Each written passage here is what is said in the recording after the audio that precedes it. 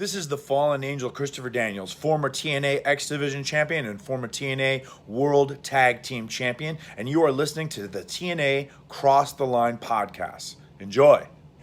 TNA Wrestling, Cross the Line.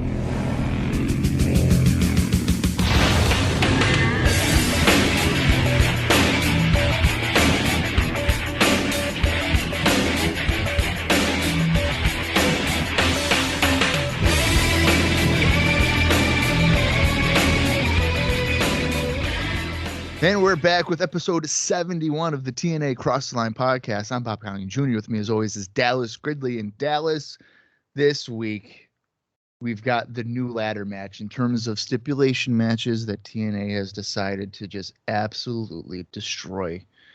Because we have another Clockwork Orange House of Fun match tonight. It's a six-man tag. Eric Watts, Raven, and Sandman against Legend and the Red Shirt Security, plus much, much more, including a tag team title match between Swinger and Diamond defending against Three Life Crew. And we can't forget about the Michael Shane Triple Chance Invitational Final Three-Way contest. I'm pumped. I'm sure you are pumped. I'm sure your girlfriend's pumped, who is delivering you some delicious looking, looks like waffles and syrup. Yes, it is. For this week's episode, the November 19th, 2003 weekly pay-per-view. I am now just stalling until he unmutes himself so he can share his thoughts for heading into this week's episode. Bob, if you thought I was excited about these waffles I just got delivered, then that does not even compare to the excitement I have for this week's show. Breakfast for dinner, I love it. You can't go wrong. But enough about my dinner. Clockwork Orange House of Fun has happened about, I would say, 5 more times than I thought it was going to in 2003, because I thought it was going to, I've actually lost count of how many we've had. Like, it's been a lot. We've definitely had a handful at least. But I think most importantly, what I'm looking forward to is that Michael Shane Triple Chance Invitational three-way match, which is the finals of that. So that I am looking forward to. I don't know if I'm really looking forward to anything. Well, I am trying to find a positive outlook, Bob, because after last week's episode, I think we need it. And I say that because the total package was here last week, and I gave my first thumbs down in a long time. It was because it was a boring show, which is really disappointing. And package was just as exciting as you guys would expect to see in 2003. And I made the reference on last week's episode, like, do you think we'll see him again? I don't know if I really believe that we would or not, but I had to, of course, find out after, if he ever comes back. And in fact, Lex Luger only has 5 more matches after that match in TNA. And that's in his career. In his career. They're done. And none of them are super exciting. But the last one ends in August 26, 2006. So interesting. They're pretty spread out. He wrestles twice in 2004, once in 2005, and twice in 2006, and he's done. He must not have needed money. I don't think he did. And that is, of course, according to Cage Match, by the way, which sometimes forgets things, but I would have to guess that Lex Luger's page is probably pretty fucking accurate. Yeah. Of course, the tag match you're referencing with Jarrett and Luger against Sting and Styles, you had mentioned was originally supposed to be Abyss teaming with Jarrett. Yeah, we did talk about that last week as well, which I much rather would have preferred. But I actually have something I want to mention to you. Okay. That I was thinking about. And you know how this whole, why, Jeff, why type of thing with Jarrett laying down for Hogan at Bash at the Beach, which has been like a major storyline here in TNA. And now Sting's involved to some extent here. But I've been wondering, and it popped in my head a couple days ago. I'm like, wait a minute. Sting did the same fucking thing at Halloween Havoc 1999. Ooh. He laid down for Hulk Hogan. Well, Bob. Or no, I'm sorry. Hogan laid down for Sting. Hogan laid down for Sting. So why Hogan? Why? Why He's Hogan? Why? Oh, but you could really, also be like, why Sting? Why did Hogan lay down for you? I mean, that's a really fair point.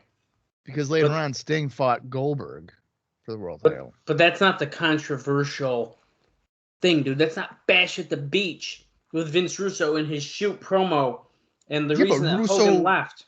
Halloween Havoc 99 is Russo's first, I believe his first like event. Or like the week before. Well, what do they say? A leopard so how never come they're changes not, his spots. How come there's no controversy with Hogan being like, hey, why did you lay down for Sting? I don't know, man. That is a good point. I'm not disagreeing with you. I don't know.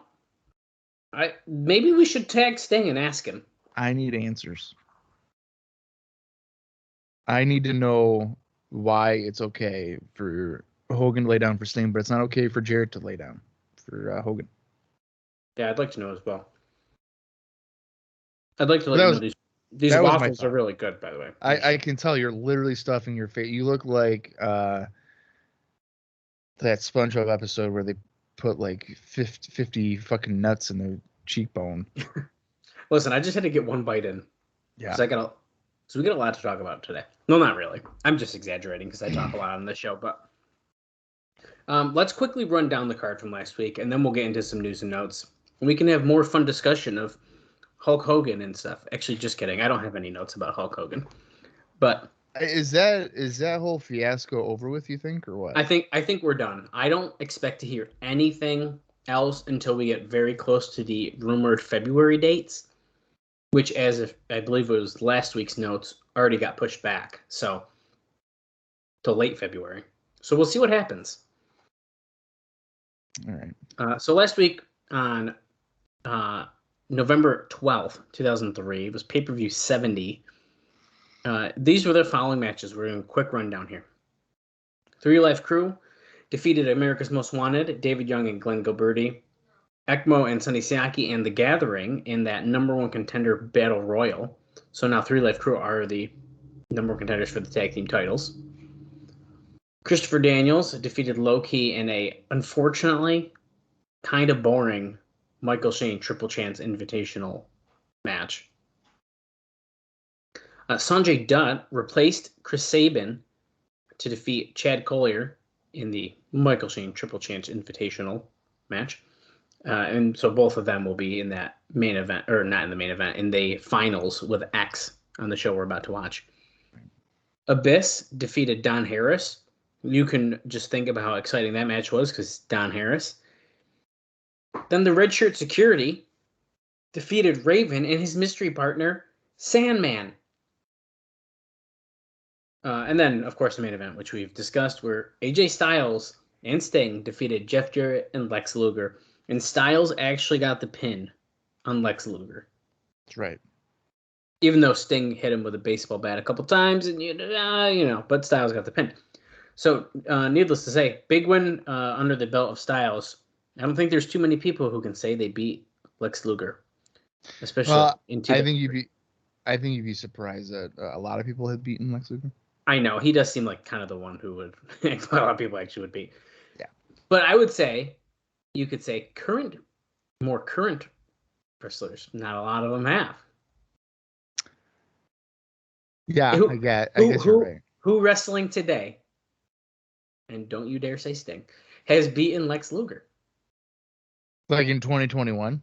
Yeah, who's around today? Who's beaten Lex Luger? AJ Styles, baby. That's who. There's got to be someone else. I'm sure there is. I'm trying to think of someone.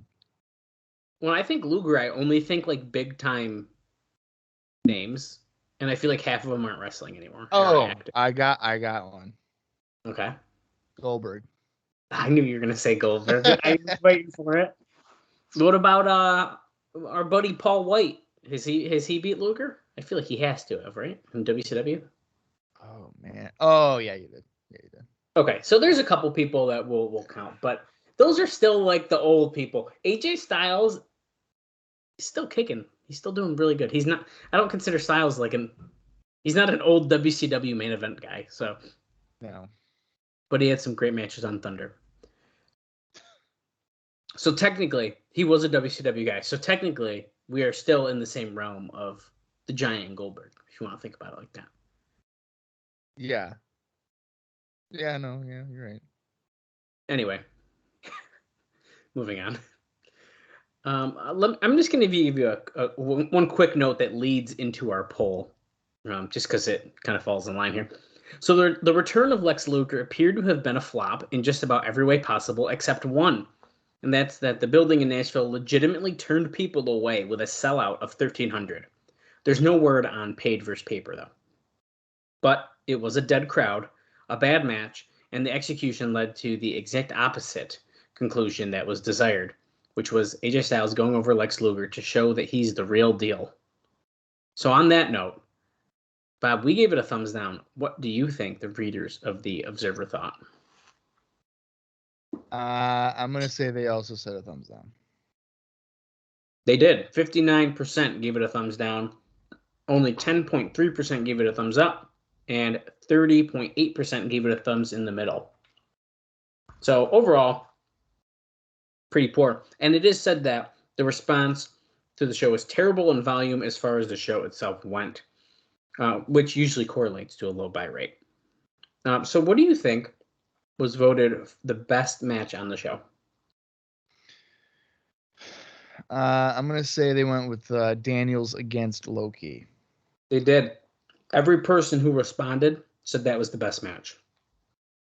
A whopping 39 people. That's funny.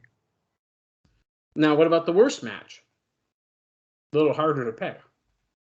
I'm going to say they went with Abyss against Don Harris.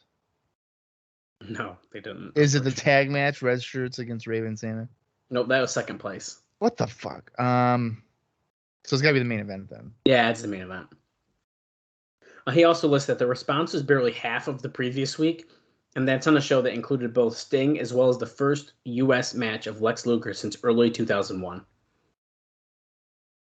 I mean, who is really interested in Lex Luger returning to wrestling in 2003? I don't know. Not me. I mean, I can't imagine anybody. Right? I don't certainly wasn't. Now, this is an interesting note that I didn't really realize last week. But so last week we had the unfortunate news that Mike Lockwood, Mad Mikey, Crash Holly, whatever you want to call him, passed away. Right? Very sad news. Well, there was no actual verbal mention of his death on the show, which they didn't say anything right when the show started. And if they weren't going to say it then, they weren't going to say it at all. So there's no mention on the pay-per-view. But there should have been, but it was hardly ignored. Apparently, they did show a graphic honoring him at the start of the show, which I do believe was cut out of our feed. I did check again before we logged on. We did not see a graphic on ours. Not that I saw they literally went right into a highlight package. And several wrestlers in their own way made mention. They also, at the start of the show, did zoom into several signs from fans mentioning him. And there were actually a lot of signs confiscated, not about Crash Holly, but for being anti-establishment and stuff. They've been taking signs away. And several wrestlers did something, including Ekmo Fatu, who knew him when both were in the WWE. He wore a t-shirt honoring him. Raven, who worked many matches with him in the WWE over the hardcore title, writing Crash on his stomach. And CM Punk writing on his forearm tape. It was clear nothing sort being on the WWE show that was a directive against anything more than a black armband that nobody understood and what it was except for those who already knew. So I think it's kind of interesting because it kind of ties back to what was said last week about this one. His death kind of seemed like it was not kept quiet, but not a lot of people, unfortunately, seem to care in the wrestling world. Well, and I'm sure it has. I feel like anytime. Well, actually, that's not even true. I was going to say anytime like a death is an overdose related or something that maybe they try to shy away from it. But I mean, Mr. Perfect had died of an overdose, and they definitely addressed it. Is this an instance where they feel like he's not big enough? I hate to say it, but I do almost kind of feel like that might be what's happening. And that's shitty. Oh, yeah. But it shouldn't be like that. Because I know later on when when like Viscera, when Viscera dies, like they don't acknowledge it at all. Yeah, I do remember that being a thing. Well, I think another good example of what could have been is I don't think WWE, for example, was going to mention anything about Brody Lee until fans were like, yo, they'd better fucking do something. I don't think they were going to. I wouldn't be surprised by that. And then I would also think maybe the roster would be like, you guys need to fucking do this, because he was clearly beloved by exactly. Like everyone. Yeah. So if they were to have just ignored it, I don't think I think just more than just fans would be upset. I do too. But just something that kind of came to mind of like, but Viscera was a good one. I do remember that like not being said. And I remember there was quite a bit of, there was several people like upset by that. They were pissed. They're like, how do you not acknowledge Mabel? Well, that dude was around forever. Yeah. Like he came back a bunch of times. And did a lot of like, he was highlighted a lot. It's not like he was just no one. So it's kind of weird. Yeah. Yeah. I don't know why. I don't know. The WWE, they're weird when it comes to like, what they acknowledge and what they don't acknowledge. So, yeah. Let's run through some notes about last week's show, and then I might have a couple that aren't directly related to last week's show that we'll talk about, but we have a bunch that we're going to talk about throughout the show today as well.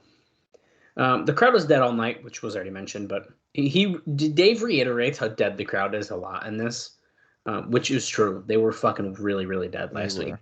For 1,300 people, you wouldn't have known. Yeah.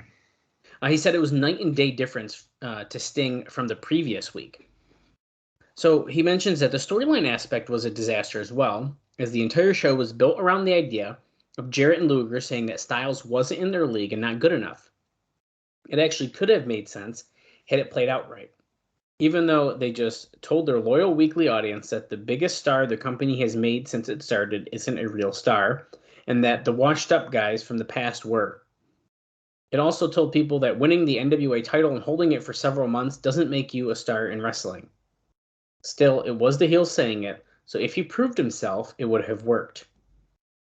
Now, the match died because Luger, who was 45 at the time, and now looking to be about 280 or 285, Dave says, wouldn't bump and couldn't move.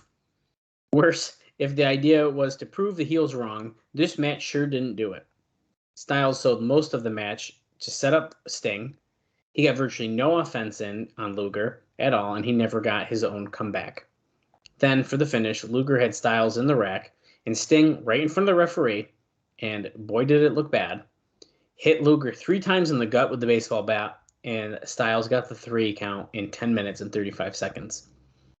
Which was one of those fake wins where he says that the WCW vets used to do for Billy Kidman, where a veteran would say he'll put a guy over, knowing the tricks well enough to know that the public only saw it as a guy who wasn't really even in his league, and the winner gains nothing from it, and the loser is still perceived as the bigger star. So, breakdown of that. Yeah, I mean, I think the last several weeks here for AJ Styles, I think this really kind of dates back to when he lost the belt to Jarrett. I think his booking has been absolutely atrocious. Yeah, it has. He comes out and he'll cut these promos about like, oh, I'm the future of, whatever. And, I'm the guy here. And then it seems like every time he has a match after he says that, he looks like a jobber. Like with his title match against Jarrett, he looked like a goon. Yep. It felt like it was 80-20 Jarrett. And then in the tag match, he gets pretty much like a fluke win over Luger, which, like you were saying, makes, doesn't really elevate him or anything. It's just like, oh, Luger is still the star, which is a weird statement to say because I don't think Luger is necessarily a star by any means, but he's more recognizable than Styles is probably at this point. Yeah.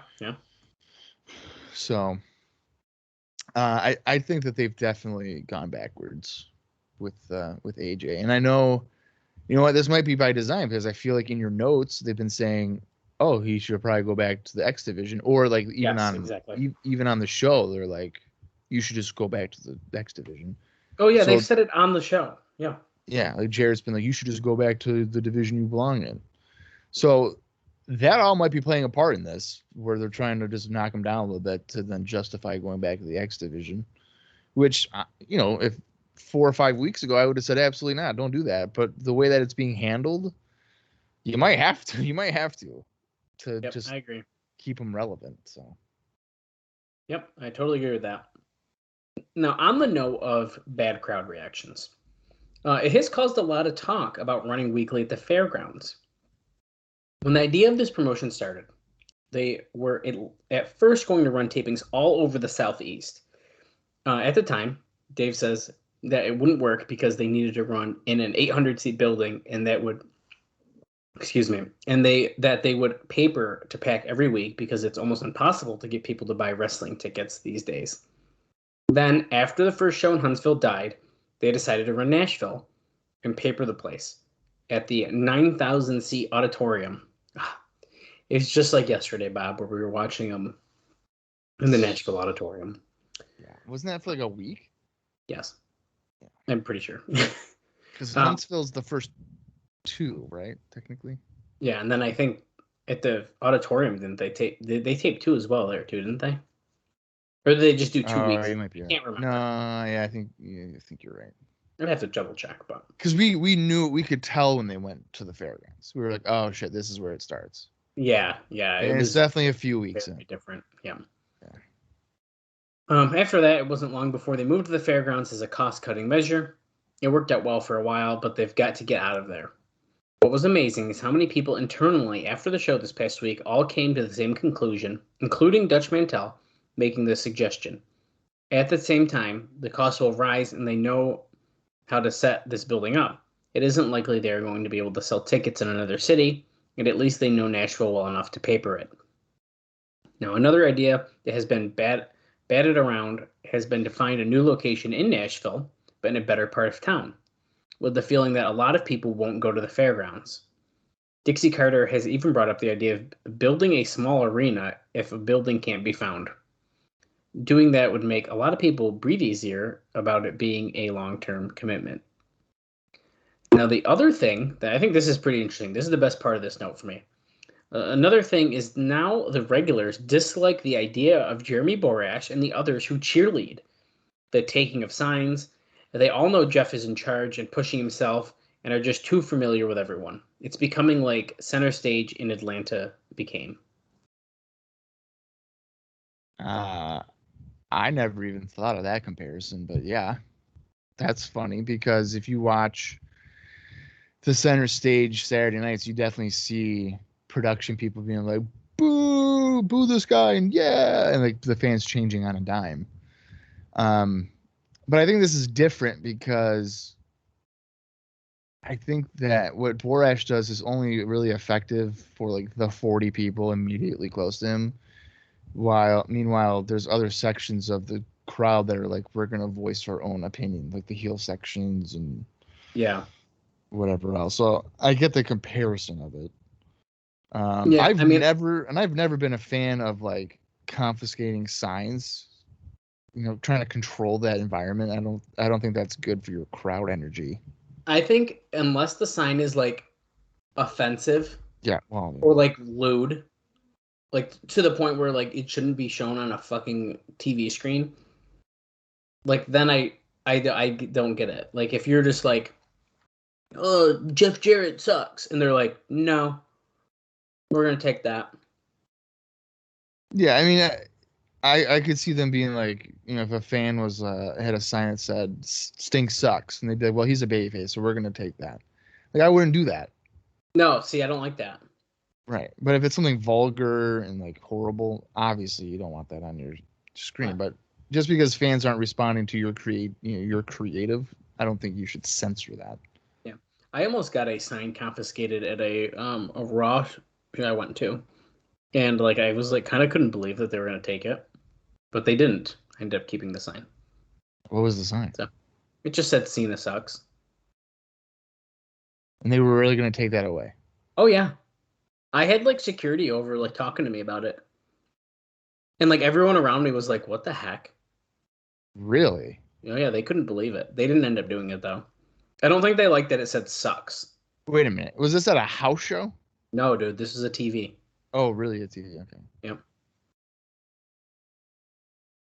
Wow. But I got to keep it. What year was this have been? Oh wow. I'll just say 2015. I don't know. Okay. It's around that period, like. So PG era. Oh yeah. Oh yeah. I don't know. I mean, if you had said like 2006 or something, I would have been like, "What? That's insane." But no, 2015, no. I get it. Yeah. Yeah, but silly shit. But whatever. Yeah. That's when it was like really cool to hate John Cena. So you know. It still is cool to hate John Cena. Yeah, you're damn right. Moving on. In the Low-Key versus Daniels match, which Dave says was very good and would have been excellent in another setting. It didn't matter what they did. The people didn't care. And I'm going to pause real quick and say, neither did I.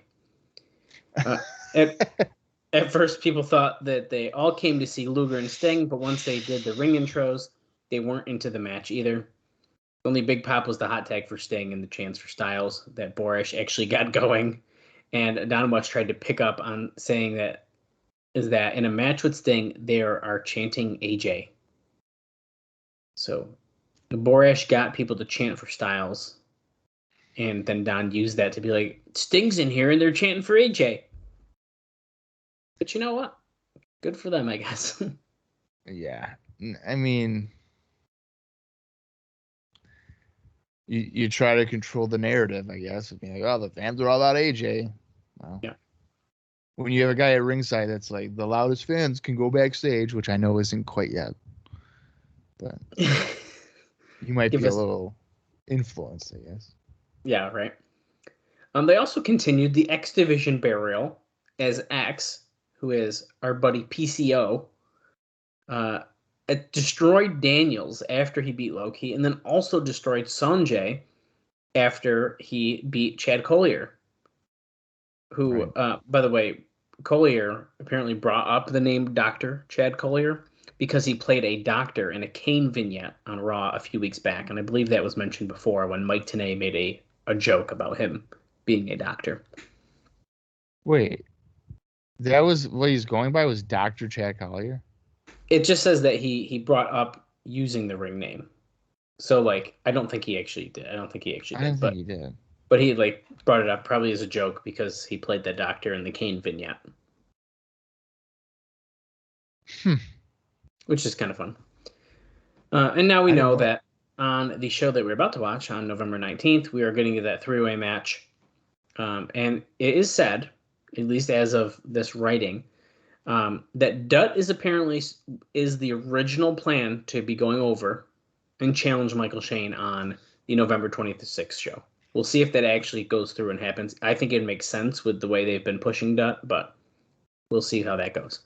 And it's also said that show will likely be a death for buy rates because it's the night before Thanksgiving. Yeah.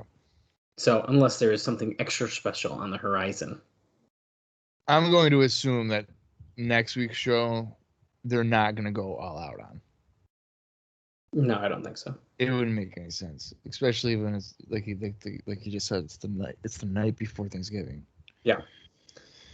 Jimmy Hart and Jeff Jarrett did an angle on November 17th on the John Boy and Billy radio show, and it was filmed and will likely air on TV.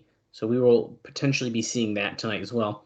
And apparently TNA sponsors this show, and Don West plugs it on the pay-per-view every Wednesday. Before the angle went down, though, so we won't be seeing this, if anything. Hart talked about wanting to do a pay-per-view from Fort Campbell, Kentucky, which is an idea he proposed to management, both for PR, since a lot of soldiers and casualties from Iraq are there. And apparently, Jimmy Hart's son was currently in Iraq during this time. Jimmy Hart Jr., if you want to have that name. And also just to give the show a different look and feel for a week. So he's trying to pitch the idea of just traveling for a show and kind of see how it goes. Huh. Yeah, pretty interesting. Okay, so I'll save that one for the show. After the X Division Battle Royal on November 5th went long. So this was a couple weeks ago. We had that big Battle Royal. They apparently had a meeting last week on November 12th and told wrestlers that there would be a $50 fine for going long either in the ring or on interviews. Does that apply to everyone? I bet you if your name starts with a J and ends in a T, then it don't. Probably not. Yeah. I don't believe that. For Jeff Jarrett specifically. Now, if it were to be like, Glenn Gilberti or something, I'm sure they'd be like, here's your $50 fine. I think that's absolutely ridiculous, though. To fine a guy $50. Which is like 3/4 of what they're getting paid half the time. Yeah. It's almost their entire salary they're getting from their TNA show. For their show, yeah. Could you imagine like a guy making $300 and they're like, hey man, so you went 15 seconds over your match time, so we gotta take $50. Yeah. And yeah, your hotel room is $125. So I guess you can maybe get like a Pizza Hut pizza tonight and there you go. And survive. That'd be great. They seem to be teasing a 3 Live Crew versus America's Most Wanted babyface tag team feud. Oh, great. Which is super fun. Because they, of course, did that gauntlet situation, and it ended with killings and James Storm. And later on in a 3 Live Crew interview, AMW came out to challenge. So we are definitely heading in that direction. Father James Mitchell was shown in a clip vowing revenge on Raven, so he'll be back fairly soon. That's just a note saying he'll be back. Will he continue to fight Raven? I hope not. I think we kind of finished that, but we'll find out. No, he'll be back, and he'll be fighting Raven again. Yeah. And I got 2 more things, and one of them is the Rash report.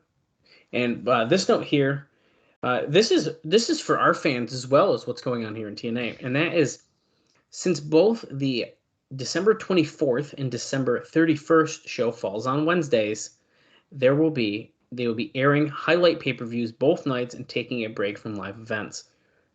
And as normal, what are we going to do when they're on break, Bob?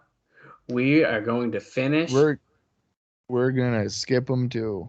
We're going to skip them too. And definitely not watch a WWA. Nope. And definitely not do a recap show of 2003. So stay tuned for those. Not happening. See you in 3 weeks. Yeah. And finally, I got the Rash report, and then we'll touch on Explosion briefly and get into this show. So the Rash report, news and notes. He claimed last week it was all about AJ Styles. He also said on Explosion this week that Don Callis handed Legend a red shirt. So apparently he's been fired as a wrestler to work as security. What? That's Alvarez's 2 cents. But Don Callis handed Legend a red shirt. Remember, he's teaming with the red shirt security. Right. So it's almost as if red shirt security. Oh, wait. So him being fired as a wrestler is a joke. That's Alvarez being a joke, yeah. Okay. I didn't know maybe if that was like Don Callis being like, hey, man, you suck. No. As a wrestler, but we'll make you a security guy who still wrestles. Yeah, he still wrestles. He talked about putting together a video package from Mike Lockwood. Quote, it was the first time I ever had to edit one of those for the passing of a friend. Glenn Gilberti came and sat down next to me at my computer while I was putting it together. We both just kind of sat there in silence. You know things get heavy when Glenn Gilberti sits anywhere in silence. I didn't expect that making... Was that for Explosion that he had the video package? That's actually a good point. I don't know. I'm wondering if that's why we didn't see it. Was it on Explosion? I don't know. Well, because, and this is going to sound kind of ridiculous, but I feel like he was more on Explosion than he was on the weekly pay-per-views. That is a good point. He was on a couple of times for us on the weekly pay-per-views, but he's definitely had, I think, more appearances on Explosion. No, I think you might be right. But that doesn't mean he shouldn't have been formally mentioned. I agree. He says he didn't expect that making a video memorial was going to be hard, but I think it ended up being therapeutic in a strange way. Later, he wrote, he had a very kind heart and wasn't afraid to let you know how much he appreciated your friendship. While we are saddened by the loss, he is in a better place now. He said that they were set to announce. But do you have something to say about that? This next. I've never liked that type of comment. Yeah, it's kind of a weird one, right? He's a better place. You know, he's probably better off dead than he is alive. Like I get it. Like, you know, if someone doesn't have a quality of life, if you say that about someone that doesn't have a quality of life, I think I understand that. Apparently, I would assume in Cash's situation, it was like mental, which would lead to the whole divorce and everything like that. If he had gotten the proper help, he could have overcame that or controlled it better. So I don't think he's in a better place because he overdosed and choked on his vomit. Wow. I don't think that's. I've never liked that type of comment. I don't necessarily disagree with you, but I'm telling you right now, Dallas, if I were to choke on the macaroni and cheese that I just ate and died, I wouldn't be in a better place than I am right now. Well, no, because it wasn't pizza. Right. If it was a bacon and pineapple pizza, then you might as well go to heaven anyway. I was already there. So. Exactly. And the last note that he says is that they were set to announce a soon, quote, pay-per-view like high-speed online service that would allow anyone in the world to view any TNA show at any time. So Impact Plus? Yeah, but in 2003. Just think about how good it works now and think about how good it probably worked in 2003. And what I mean by that is that it doesn't work good now. So it definitely didn't work good. No, it was probably a complete train wreck. Yeah. In 2003. Okay, let me go through Explosion quick here. Could you imagine trying to do that with like dial-up internet? No way. Oh my god. Making all the noise trying to watch a TNA show. I'm trying to watch this 2-hour TNA show on my dial-up, and I've been sitting here for 7.5 hours, and I'm only 25 minutes in. What the hell? It's going frame by frame. Yeah. Okay.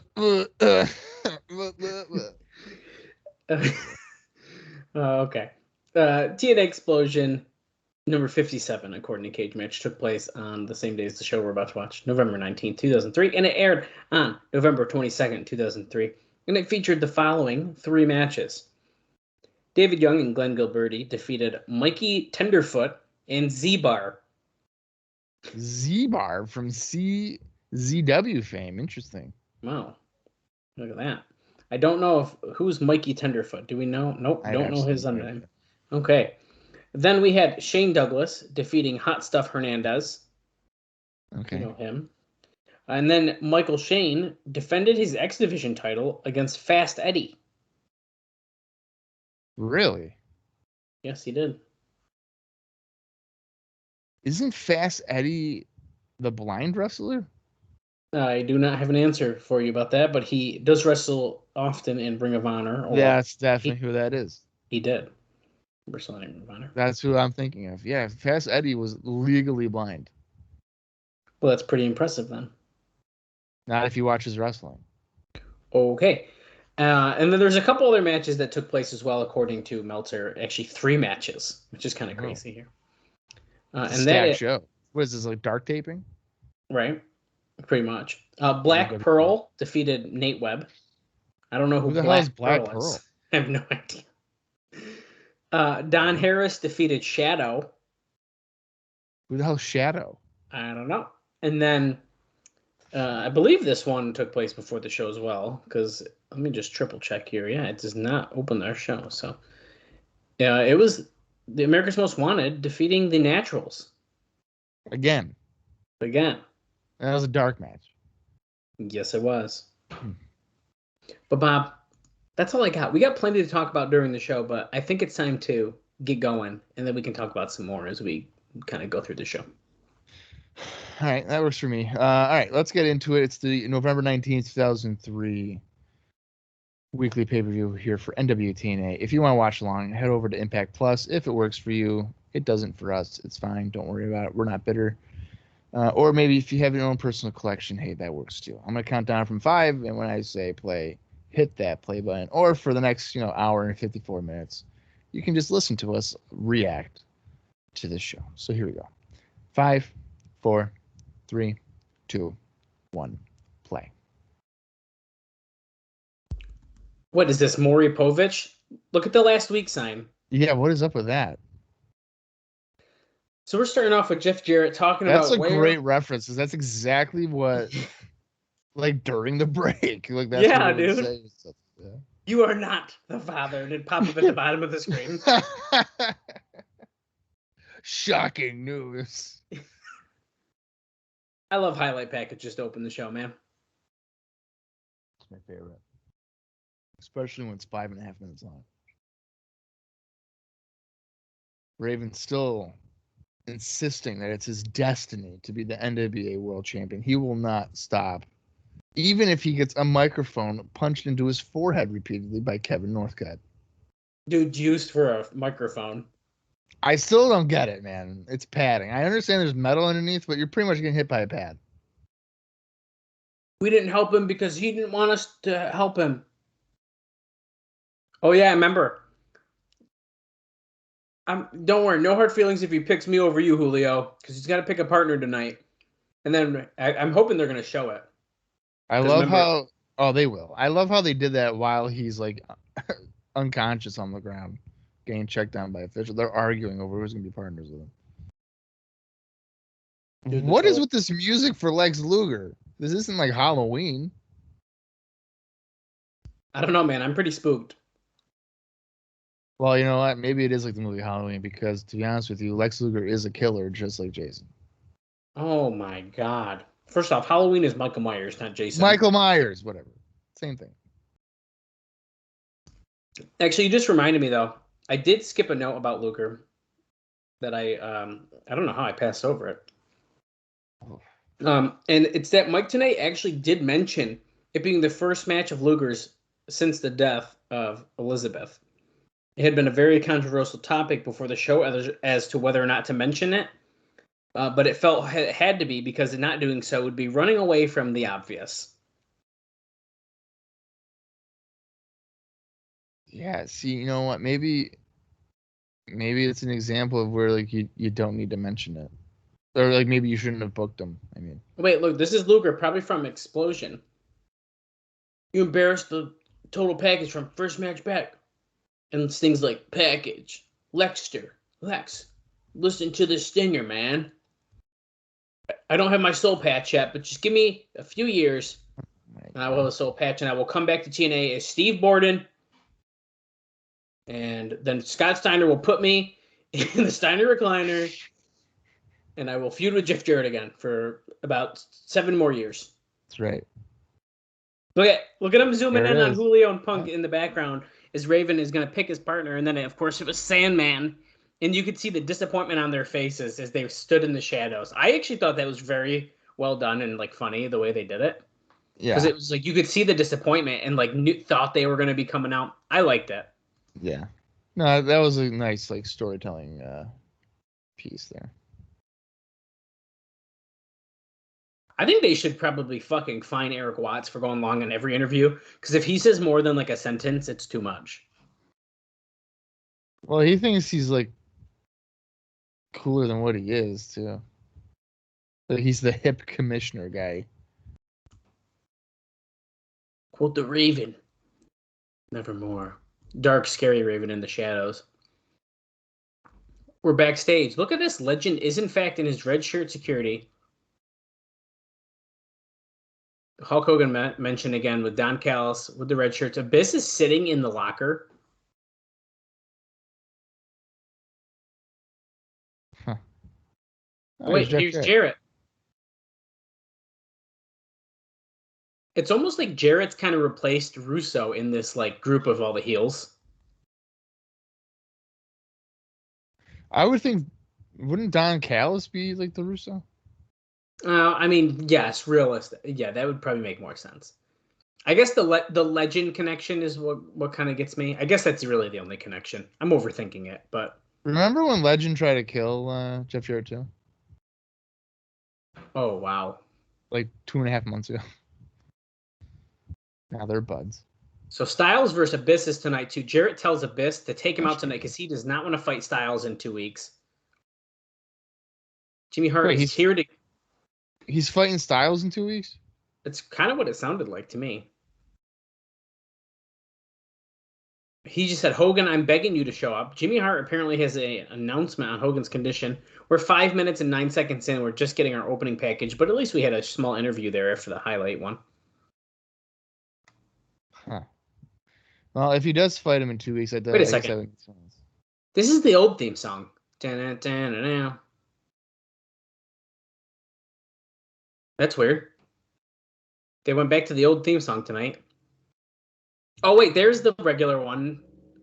That was weird. Yeah, what was up with that? Maybe a production mess up. Who the hell is that? Who is that? Kabong. That's fine. Bob, how many people do you think we have in attendance tonight? 950.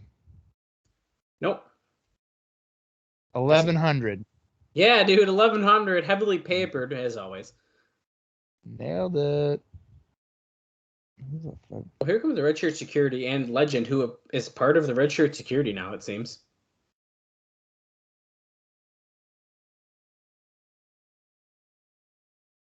I hate to say this. I really don't want to say this. But I feel like this is the beginning of Legend's end in TNA. I just can't see that. This, to me, is like, we don't know what else to do with you, so we're going to put you with the Red Shirts.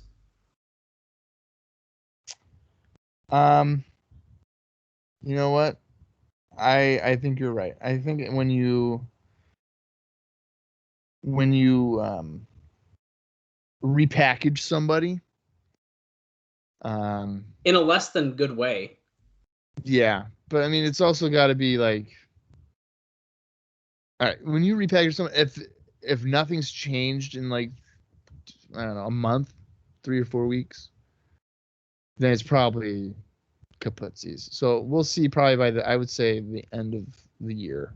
If Legend hasn't advanced anywhere, he's probably done. So I thought he started off good. I thought he had a very strong showing. I love that Sandman has a tattoo of his own fucking face on his arm. Is that even like real? Like a real tattoo though? I feel like I've never seen that before. I don't know if I did either, but that's really funny. I don't know. I don't generally look at Sandman's arms. I feel like they tend to be covered anyway by a shirt. Well, I mean, maybe that's fine. Maybe he always has had it. I don't know. Here comes Raven's wicked long entrance. Eric Watts already came out wearing a fucking sweatshirt and jeans and a beanie, like it's literally the foot of snow outside, and he wants to go skateboarding, and he's coming to fight in this Raven's Clockwork Orange That's a Fun match instead. Who? Eric Watts. You think he'd rather skateboard? Well, the way he's dressed. The beanie. It was a joke. It was a fucking shitty joke, Bob. Here comes Raven. If you wear a beanie, you're a hacky sack player. Okay. He wants to play hacky sack outside the asylum with the Harris brothers. Yes, this is the brainchild of Raven. Raven's hair is black now. He's clearly dyed his hair black. Oh, absolutely. Wait. Oh. Where is that? Is that a cookie sheet? No, Raven has a mailbox. Oh, it's a mailbox. Where the hell is Sandman? Wait, look at Eric Watts. Yes, He's with is he with Northcutt? Nope, but it's Ryan Wilson. It's Wilson, yeah.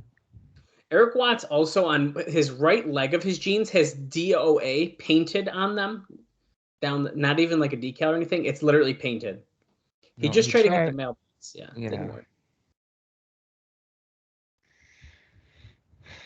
All right. So I mean, the weapons are really just a trash can, chairs, a wet floor sign, and a mailbox. Yeah. So since this is going to be a brawl, I have two notes I can share with you during this that are relating to people in the ring, or relating people in the ring. Let me find the first one I was going to say. I lost it. Oh, and look at this. CM Punk and actually, that's great timing because the final Raven versus CM Punk match in Ring of Honor will be on November 28th in Fairfield, Connecticut.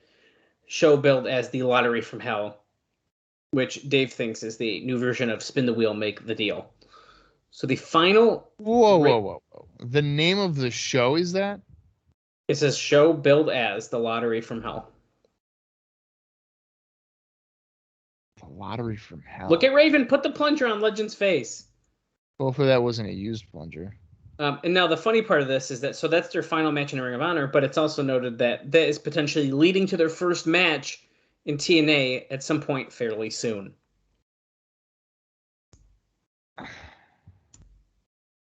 That's just weird. The Lottery from Hell, because that's not... I feel like that's not how it's built, like ends up being built, because the show is called The Conclusion. Well, it was different at the time, at least for a little bit. Yeah, which would then it was just a steel cage match between the two. Okay. And how was said cage match, Bob? I actually haven't watched that in a long time, but I feel like it was very average. I feel like I've seen most of their Ring of Honor matches, but it's all a blur. I think their best match is, or the one that I enjoyed the most at least, was the dog collar match. Dog collar, that's what I was gonna say. Northcutt Lane and punches to DOA Eric Watts. And my other note I'm going to share during this match is about Don Callis' column in the Winnipeg Sun over the weekend. Started a ton of speculation about Rhino's future. Yeah, that's right. Rhino. I said it. Fuck? Callis noted that he and Scott D'Amore, who helped train Rhino, now works on the TNA writing staff. Scott D'Amore is on the TNA staff. They met up with Rhino last week, though. And it was just a social deal, as the three have known each other for years. But people took it to mean that he was going to jump to TNA when this contract expires in a few months.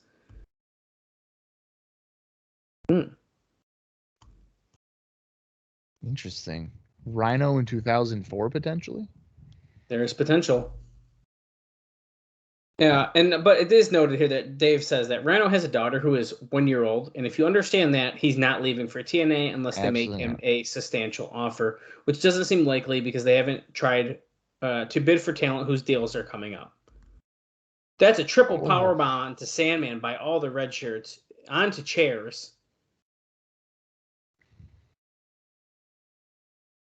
That did not look like that was pleasant.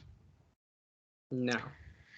What was this? Oh, big boot by Northcutt to Raven. Just a random little funny note here. So as I told you off air, I got like Thunder from 2000 on his background stuff or whatever. Yeah. Just because that's how I am. And there was a segment where Stasiak and Palumbo got locked in a booth there, like a tanning salon thing, tanning bed, and they got like burned. Right. Okay. Which I'm sure you would remember because you watched it. Yeah. I do remember that. Yeah. Well, I just noticed that there's like red paint on the canvas because they rustled, and obviously it was like a fake burn red thing, and it's like smeared on the ring mat. That's so funny. There's a different match going on right now. They're like trying to handcuff a very, very bloodied Eric Watts. They look like they're going to tie That's Raven. Is Watts bloody too? That's just Raven, though. No, that's Eric Watts is bloody. Oh, he is? Wait a second. Ryan Wilson is now handcuffed to Eric Watts, tied around the ring post. Yeah, look up. Wilson's busted open too. Dude, look at Watts. Oh, he is, yeah. Legend's busted open as well. Sandman's busted open. Is Northcutt. Yes. So everyone in the match. Oh no, he's not. Okay, No, sorry. he's He's not. just That's just really his hair. red. Sorry, they was zoomed out when I said yes. Wilson's yelling for the key. The Where's the communication's key? breaking down. Oh, look, dude, they were really waiting for the double chair shot there. Yeah, they were. That was bad. Eric Watts needs to channel his inner Techno Team 2000 and get his ass up. See, all Ryan Wilson has to do is climb over the post. Oh, low blow by Eric. Or just like Watts. slide over, right? And he'd be like at least not trapped. Goldilocks. Oh, let me guess, she has the key. Yes, she does. Yeah, how the hell does she have a key for? I don't know, but Ryan Wilson just grabbed her around the neck. He's a fucking weirdo.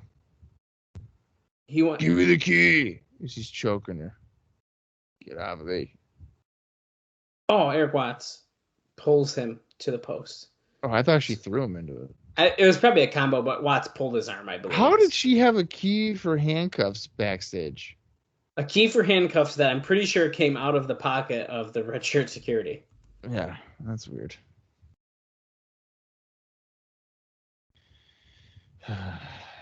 Okay, well, since there's nothing to really talk about besides weapon shots, I got another one I can give you because it also relates to the red shirts. Wow, okay. Yeah. You remember our buddy Jerry Lynn? Yeah, of course. It's been a while, hasn't it? Too long. Well, he was pissed about how he was being treated, wasn't he? Yeah, yeah. Oh, wait. Sandman off the top rope with a chair onto the arm. On his arm.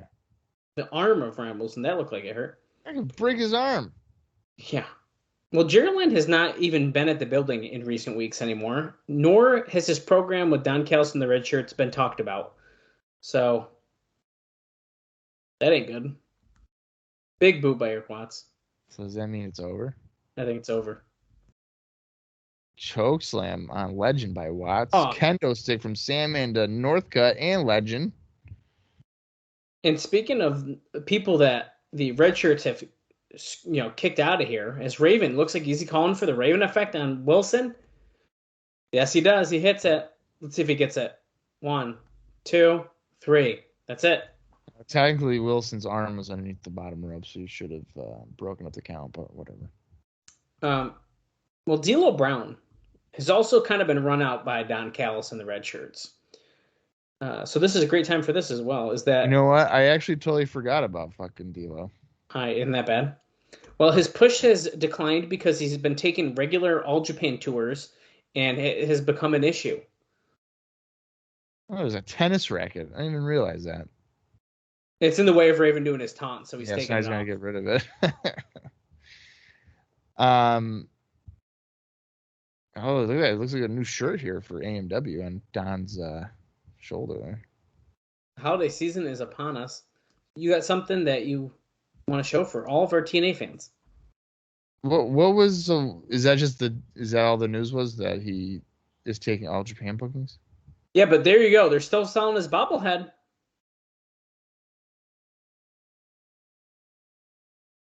Brand new AMW t-shirt right here, baby. It's not a bad shirt. The hottest selling item are the DVDs. You can get all 3 of them if you can, and if you're smart, if you can take a time machine and you can go back to 2003 and buy all 3 of these DVDs, you're going to make a killing if people want them. Right. Yeah. You can at least get $50 a pop for them. Well, I mean, people are trying to sell them for 500 combined, right? They're trying. Doesn't mean it's working, but yes, Jimmy Hart is here tonight with the condition of Hulk Hogan. Oh, the radio show. We have embarrassing footage to show about that, so that should be interesting.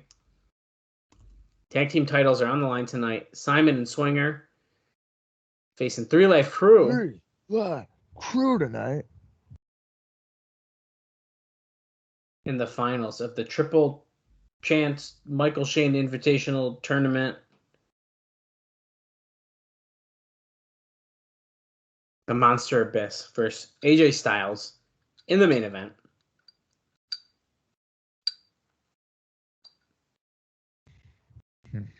Oh, Mike Tenay sat down with AJ Styles earlier today.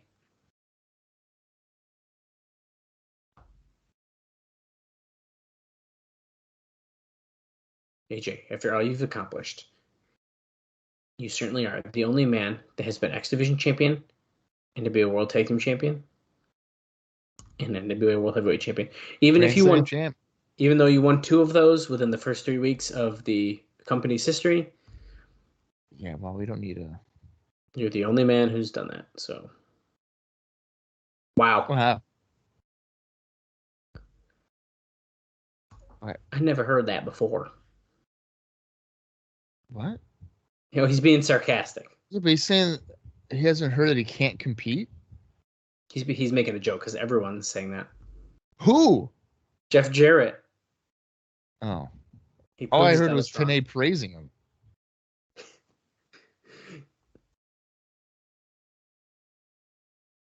I beat this man for his own title. Oh. I feel like he didn't do it by himself. Let's not stop there. I beat his partner last week. Yeah. Lex Luger said he couldn't compete. Yeah, that's right. But I did. But I did. I beat the total package. Raven feels like it's his destiny. Yeah, it's gonna end up being the longest fucking destiny in professional wrestling history. Don't talk about that. Don't make me sad. Yeah. To a point where it doesn't even fucking matter. How about to the point of like, it was what, 2 years too late. Yeah. And like they're lucky Raven stuck around that long. I know. That's what it's about.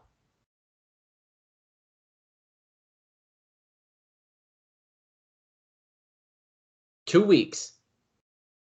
He's going to face him in 2 weeks, damn it. And he's going to survive because that's what he's done all my life. Here comes Kid Kash. What kind of upbringing did he have that he had to survive? He has a sign that says, I fear no man. All right, Lodi, what the hell? Gimmick infringement. Kid. Kash. He's wearing long tights again. Whereas CM Punk, yeah, why does he switch it up? Just stick to one thing. No, dude, it's long boys. I liked him when he was wearing the leather pants. Ho. Hello. Is that April? I can't tell. I think it is, but hey, Shark Boy's back. If she is, she's wearing like 4 pounds of makeup on her face. Oh, and her hair is different if it is. So. Yeah, it looks not great. So Shark Boy is back. Looks like he's facing off against Kid Kash here. Yeah, we're at 22:33 if you are watching along. And if not, well, you still got an hour and a half. Yay. Well, this is an X Division match, so do you want an X Division note or do you want me to hang on to it a little bit? Dude, just hit me with it. I'm ready to hit you with it. Because this is one of at least 2 X Division matches tonight then. So, and this has to do with someone who's not currently on our show. So, Elix Skipper. I miss seeing Elix Skipper. But the reason that he hasn't been mentioned is because he never signed a contract. He had people from WWE tell him there was interest, although he hasn't been signed yet, but did get a recent tryout. We did mention that recently in our notes. He knew signing a 1-year contract with a 2nd-year option could ice him from going to WWE for 2 years. So he decided not to sign, and TNA decided against using him. And on that same note, Low-Ki also didn't sign a contract, but is being used when he has a schedule break from Japan. He's made it clear, much to the chagrin of TNA, that Japan is his priority right now, considering he's earning far more in Japan than he could in TNA. So that does make sense. I'm trying to picture Elix Skipper in WWE. I mean, he would obviously be in the cruiserweight division, but he's a pretty big cruiserweight. Yeah, he is.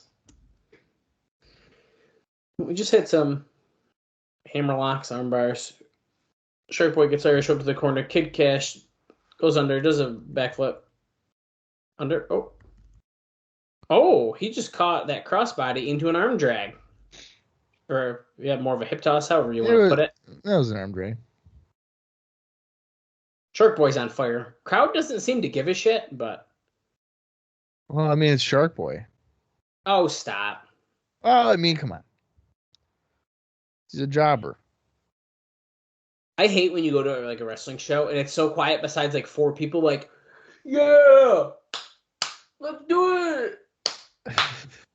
It's just that's what's happening. That's what it sounds like in the Asylum right now, and it's like the most awkward thing. I'm gonna do that at the Excite show. I'll be that guy. It's gonna happen at that show.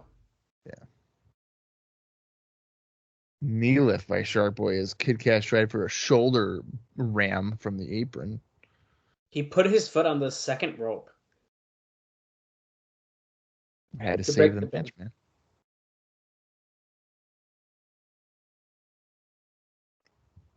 Oh, see, today's doubting the contact, but he's not the referee, so it doesn't matter what he thinks. No. Hangs Shark Boy over the top rope. Kid Kash goes to the top. Comes off with a leaping clothesline. 1, 2. What was that? 2 count. Did you see how Mike Posey was doing the count? I don't know if I did, actually. I was looking at Shark Boy. Yeah. He was... The way he's hopping like that? Well, and the way his back was, he looked like a scared cat. Like a cat it jumped, and he was just like terrified. Oh, it drops Sharp over his knee. See, look at that. What is that? 1, 2. But the way he's like jumping off his knee is weird. Too funny. I don't think I've ever noticed that before.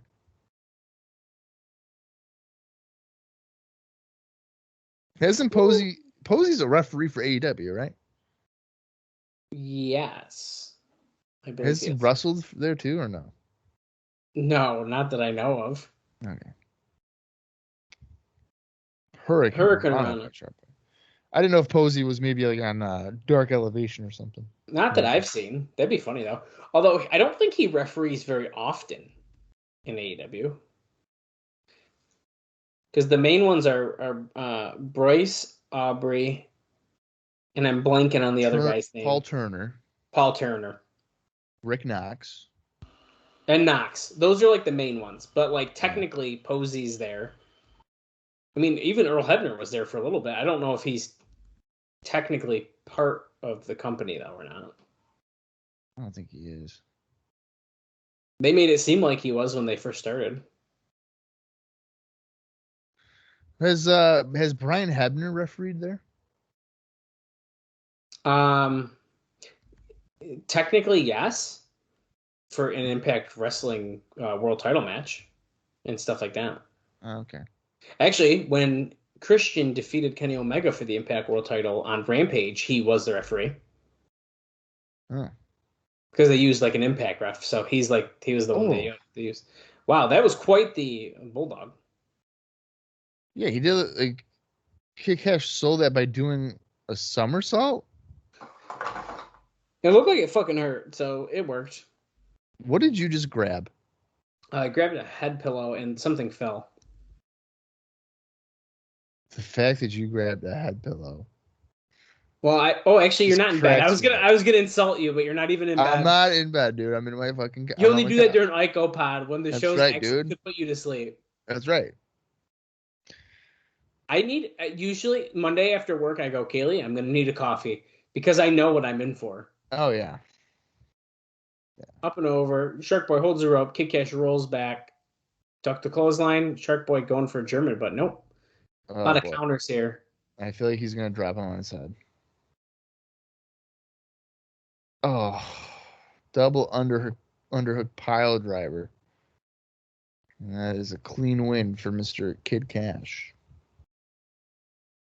The moneymaker. Moneymaker, of course. I couldn't remember the name, so thank you, Mike Tna. Kid Kash is back on the winning track. Uh-oh, he's going to take off the mask. It's going to be Dean Baldwin. Just take the mask off, dude. Oh, who's coming out? Rick Santel. Oh, no, it's not him. NWA security stopping him. No, that's Fast Eddie. That's Fast Eddie? Yeah. He barely saw that slap coming then. You're damn right he didn't see it coming. Oh, you know what? I bet you fucking Don Harris is going to come out. Oh, fuck. I was trying to unmask him. This is the hardest This is the most difficult mask removal I've ever seen in wrestling. And here he is, of course. I hate the way he rolls into the ring. Yeah. I don't like nothing about him. If someone can tell me one favorable thing about Don Harris, then I'll listen to you, but it ain't true. I don't know. They're nose to nose. Oh, Cash slap. Don's like, yo, what'd you do? How'd you do that to me, boy? Don't make me get my other shirt out, and we'll fight in a tables match that will get taken off Impact Plus. Oh, goes for the big boot. Kid Cash slides out. Take it out. That's funny. Kid Cash running into the crowd because Don Harris is chasing him. Almost hits that kid in the front row. Yeah. Go, Scott. Scott Hudson backstage with Simon Diamond, Johnny Swinger, and Glenn Gilberti. Is that shirt really loose on Gilberti, or is it just me? The side is like untucked a little bit there for sure. Yeah. Simon has a problem. Oh, Gilberti says he does not have a problem. Simon and Swinger have no problems. That's the first time he said that here in TNA, I'm pretty sure. That Simon has a problem? Pretty sure it's the first time he said it. Didn't realize that.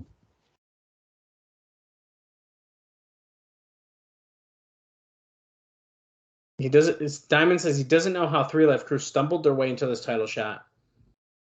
They're the Mercedes-Benz of the tag team division, and here comes David Young. Well, they won the Battle Royal thing last week, so that's how they got the title match. Swinger just said, "Why are you letting this schmuck take my promo time?" He should have said, "Or I'm going to get fined $50." David Young has a match with Chris Sabin. Diamond said, "Oh my God, Diamond's flipping out." Yeah, David Young's killing his heat.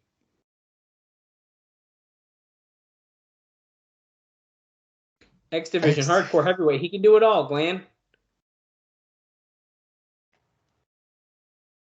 He said, "I don't think. You told me not to think. I'm just going to do it." And yes, David Young thinks he's an X Division wrestler. He's fucking wrestled in X Division title matches before. Oh, there's Kid Cash bumping into him. He got his bag. He was getting chased by Don Harris, but he got time to get his bag. He just ran outside. You know what's funny?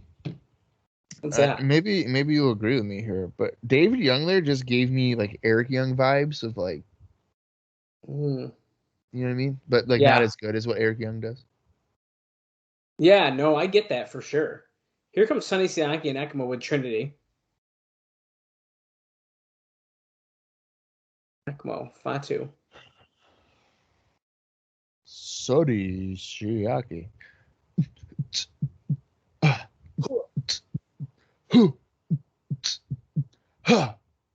And then, hey, Jordan, that's where you record that and then tag me on Twitter, just like you did for me singing Sonny's song. Whoa, look at Trinity's outfit.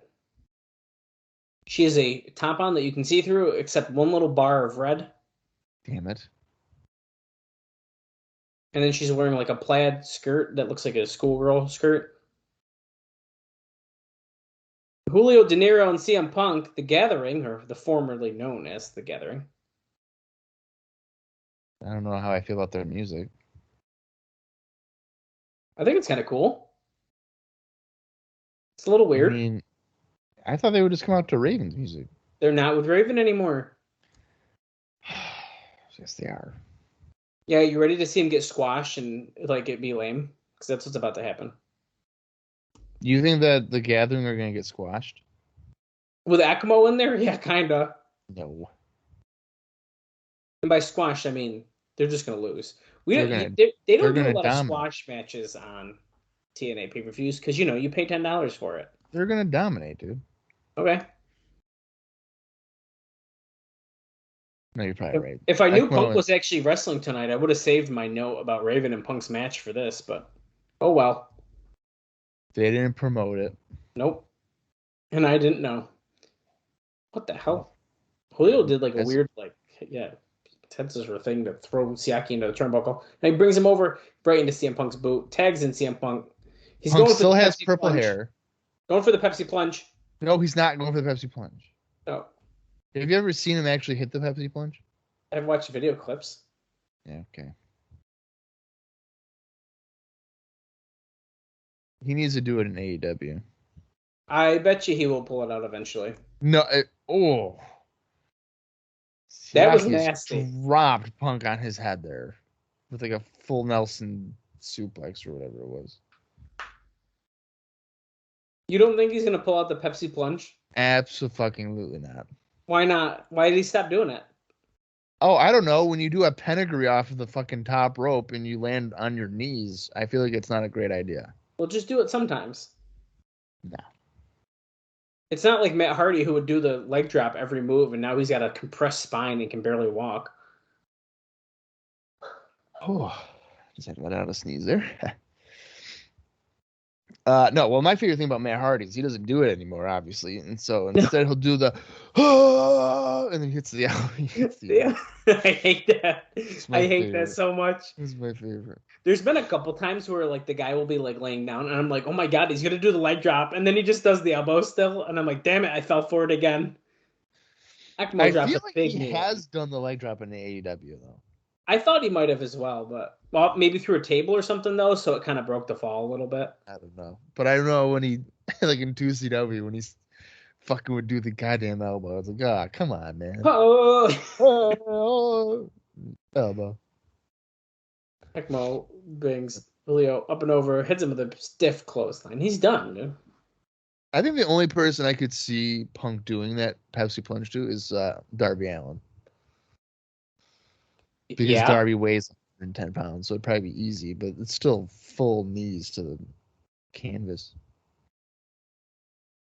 We need at least him to do a tease so the crowd fucking pops wicked loud and then immediately turns heel on whoever stops the move. So it's like he sets it up, right? Darby breaks out and they're like, boo. Right. And they get wicked pissed. There's no way. Oh, I could just see it now, like Excalibur just being like, he's gonna go for the Pepsi plunge, and then like Jim Ross will just ruin it. He'll be like, well, I'm more of a Coke man. Yeah, the Coke driver. Like, oh, I'm drinking a Coke right now, and I put my barbecue sauce in it. Or he'd be like, oh, is he saying a Pepsi plunge because you got the Pepsi tattoo there, Excalibur? Dude, yeah. Oh, boy. ECMO with a splash to De Niro in the corner, followed by a chop. Assisted splash. Sonny Siaki threw his ass there. Oh, ECMO saying, fuck you, fans. Fuck you. Bonsai! But a splash. No, it was a splash. It was a Vader bomb. Vader bomb. He was doing the bonsai rope shake, though. That's hot true. tag. Here goes Punk. Oh, off the back of ECMO with a boot to Siaki. That was fun. Is he going to do the Pepsi plunge to ECMO? Very well could, but it looks like no. Tornado DDT? Oh, yeah. Oh, moving tornado DDT there. Jesus. Well, ECMO was trying to break out of it, so. Well, it doesn't really help that he didn't springboard off the middle rope very well, but whatever. ECMO gets tossed to the floor by Punk as he oh my God. ducked down. Side slam elbow drop off the top here by the Gathering. No. They call that something, and I missed it. Something warning. I don't know what they would call that. I should have muted Bob because Mike Tenay was like, they call that, and he's like, side slam. Oh, excuse me. Oh, fuck. There goes ECMO doing side kicks to everyone.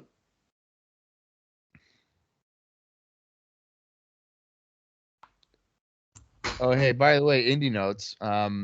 Oh, my God. Well, no, it's fine. Nothing's happened until people in this match. CM Punk lost to Samoa Joe on November 15th for PWG. Oh, okay. And then Julio De Niro lost to Sinister X in a Falls Count Anywhere match for cyberspace. Trinity was going to give a chair to Sonny Siaki, but she set it down, which allowed the Gathering, well, CM Punk and De Niro, to essentially get the upset win. They pinned Akamo and Sonny Siaki, and now they're pissed at Trinity. Now she's going to get beat up. With the chair, probably. I forgot they were kind of like a feud. Any man that Trinity is associated with turns into a feud. And you know what? I'm starting to think it's a Trinity problem. TrashTalkingRadio.com. It's a sign in the crowd there. You guys can look that up on your own leisure. Uh-oh. Byron Wilson is badly hurt. Scott Hudson saying there's a weakness there. What? Northcutt's like, yo, Raven, you walk around with this war paint on. Is this Vince Russo in disguise? You're dealing with Kevin Northcutt. Kevin Northcutt versus Raven right here in the Asylum. This is my world, and you're just living in it. Oh, here comes Don Callis.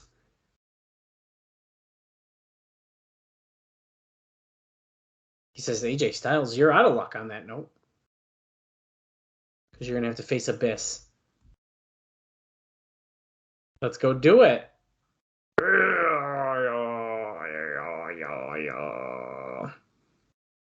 Okay. Whose song is this?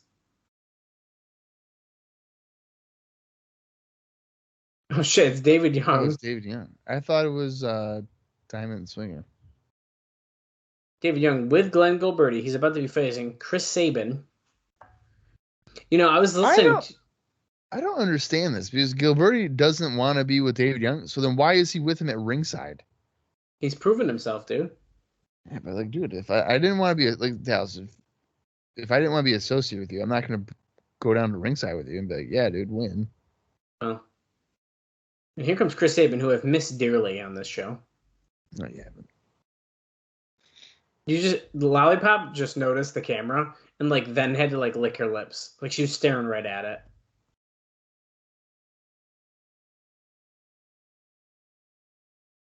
But as I was going to say, I was just listening, I haven't finished it yet, to the Bound for Glory 2006 My World podcast. And they say David Young's name because he wrestled on the show. And I was like, what the fuck? 2006. We're still dealing with David Young. October of 2006. Holy Oh shit. my God. He just beat David Young in 3 seconds. With like a very nice springboard sunset flip pin. That was TNA history. Is Sabin a babyface? Yeah, I think so. He's turned? I think he did recently. According to Cage Match, that match went 2 seconds. How can it go 2 seconds? I don't know. You gotta hold the guy down for 3 seconds. Well, Mike Tenay did say that he doesn't even think the bell finished ringing.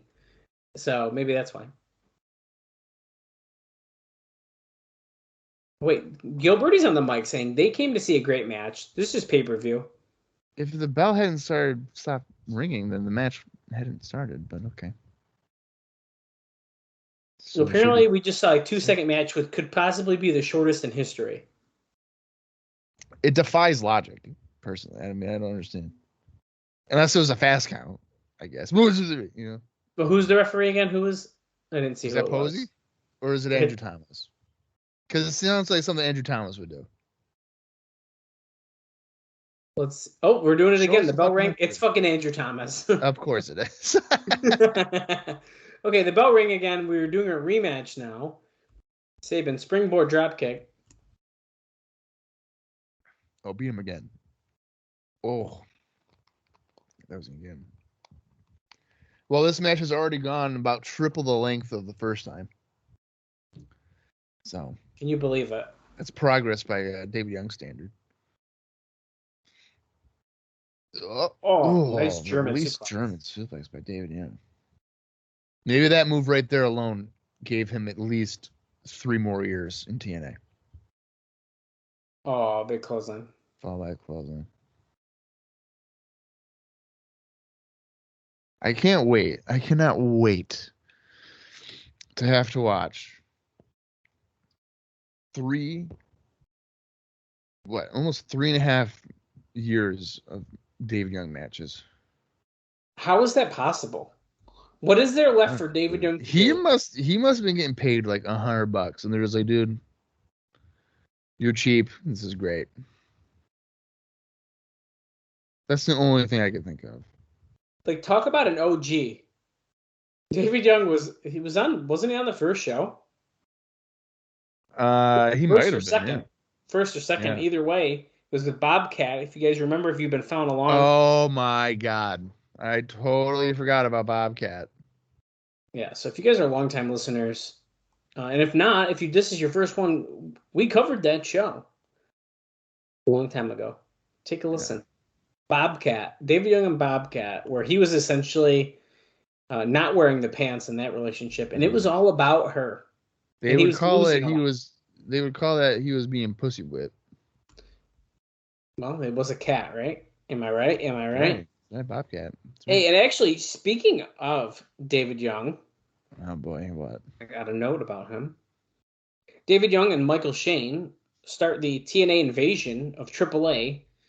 It's being done not as an invasion angle, but simply talent trading. So that's happening. Oh my God. That's another fast count by Andrew Thomas, this son of a bitch. I'd file a protest. That's bullshit. Look how pissed Gilberti is. David Young got screwed over. Why did I not realize that Chris Sabin had turned babyface? I feel like he did fairly recently. Well, it's probably the Michael Shane thing, but I don't remember it. I watch this every week. Oh, look at Conan wearing a Tomlinson jersey. That's cool. Yeah, tossing salad. Hey, whoa, man, whoa. Oh, the suntan Superman.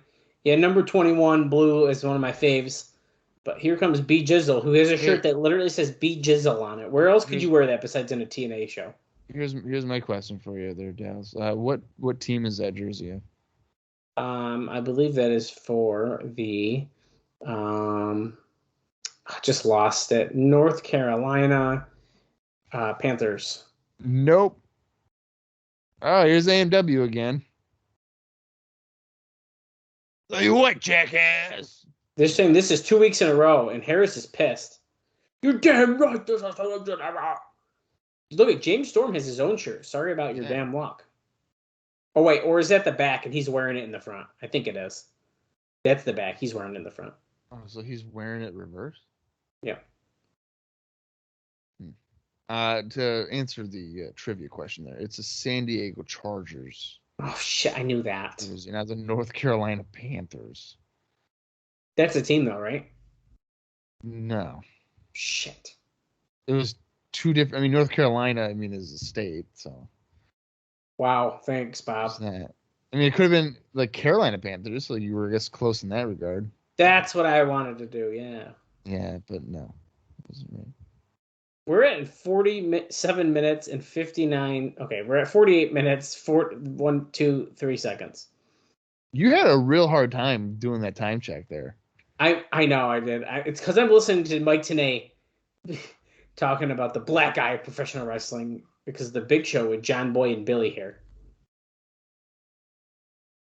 Look at Jimmy Hart is here. Good morning, guys. It's great being here. Oh, we've seen these guys before. Yeah, you know what? Yeah, we have. What was it for? Oh, shoot. I can't remember. I do remember seeing it now that you say that, though. Oh. My bad. Does Jeff Jarrett hit him with a guitar in the radio station? That'd be great. That'd be awesome. The NWA title is the only one that Hogan has not held. Jimmy Hart's like, that's right, baby. That's right.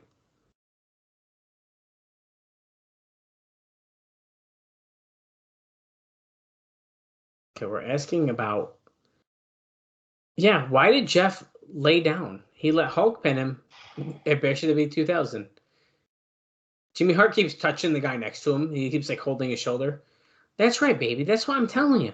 I'm trying to get to the bottom of this. Oh shit. Jeff Jarrett's there. You know, it's funny. They probably drove there together.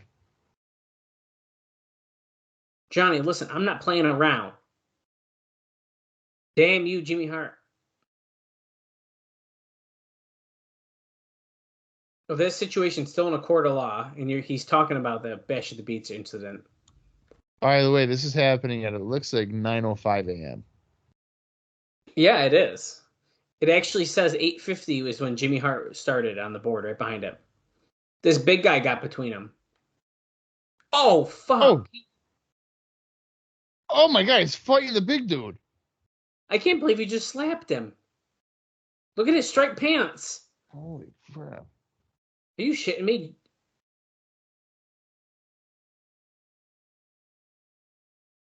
Oh, way to no-sell it.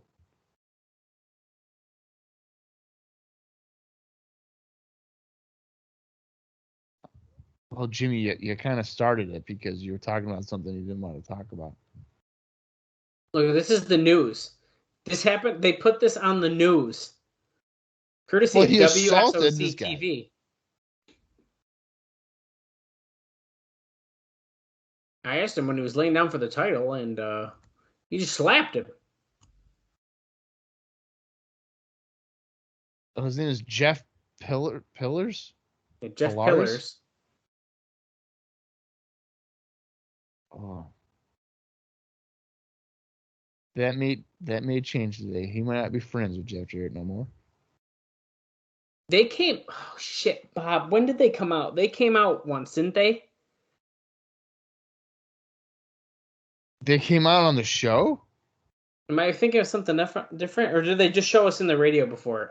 They were at the station. They were at the station? They had gone to the radio station before. I've seen those guys before.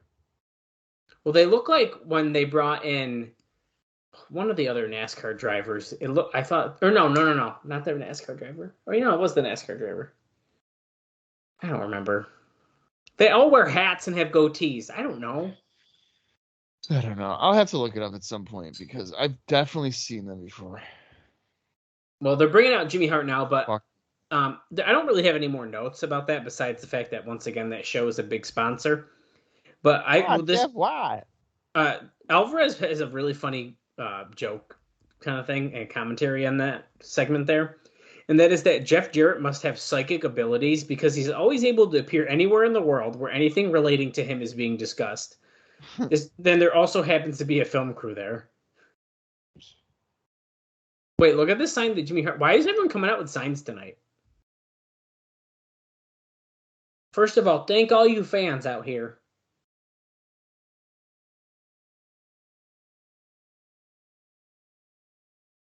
Beautiful. Beautiful.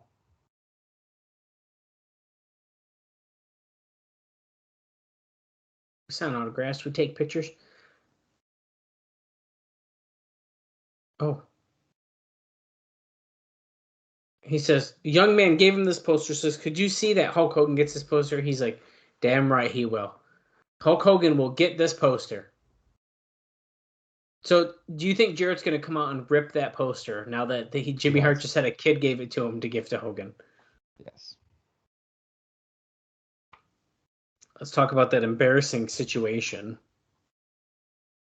What? You just thanked Raven and AJ Styles.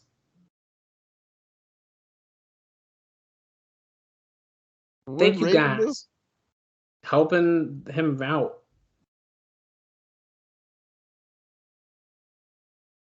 I don't know.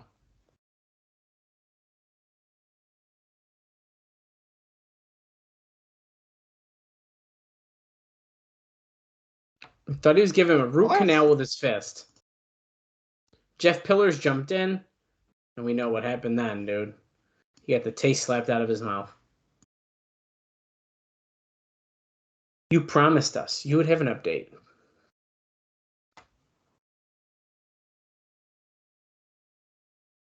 Bound for Glory pay-per-view. Whoa.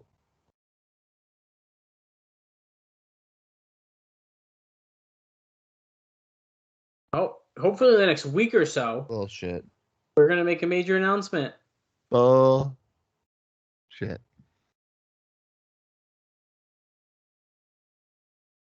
But you don't think Hogan's coming next week? No. There's a man in the building who's going to drop a bombshell on Jeff Jarrett tonight.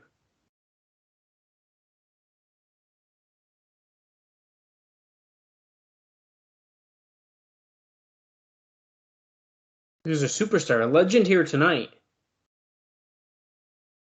Superstar Billy Graham.